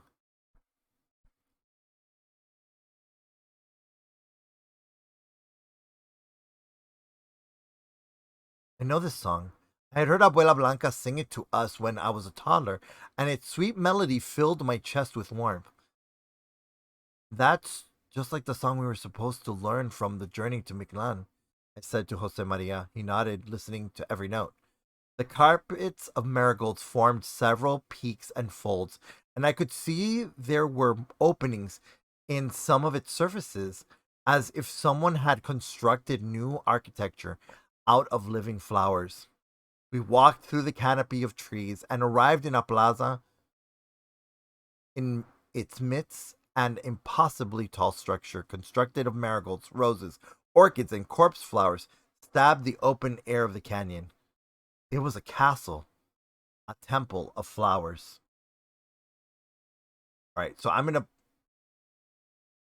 gonna mark here where we're at. And this is where we're gonna stop for now. So let me see if I can get my camera back. Okay, here. All right. Let's hide me and bring back me. There we go. All right. All right, so let's go back to the close-up.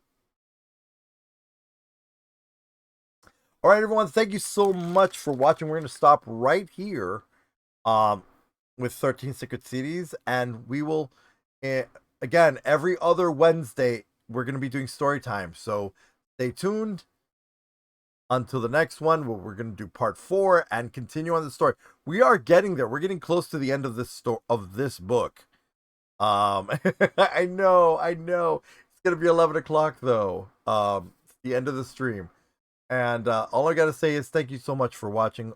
Tomorrow's stream is going to be 7 p.m. Eastern Standard Time. It's going to be Monster Hunter, and I look forward to seeing you all there. And until next time, my protagonists, good night.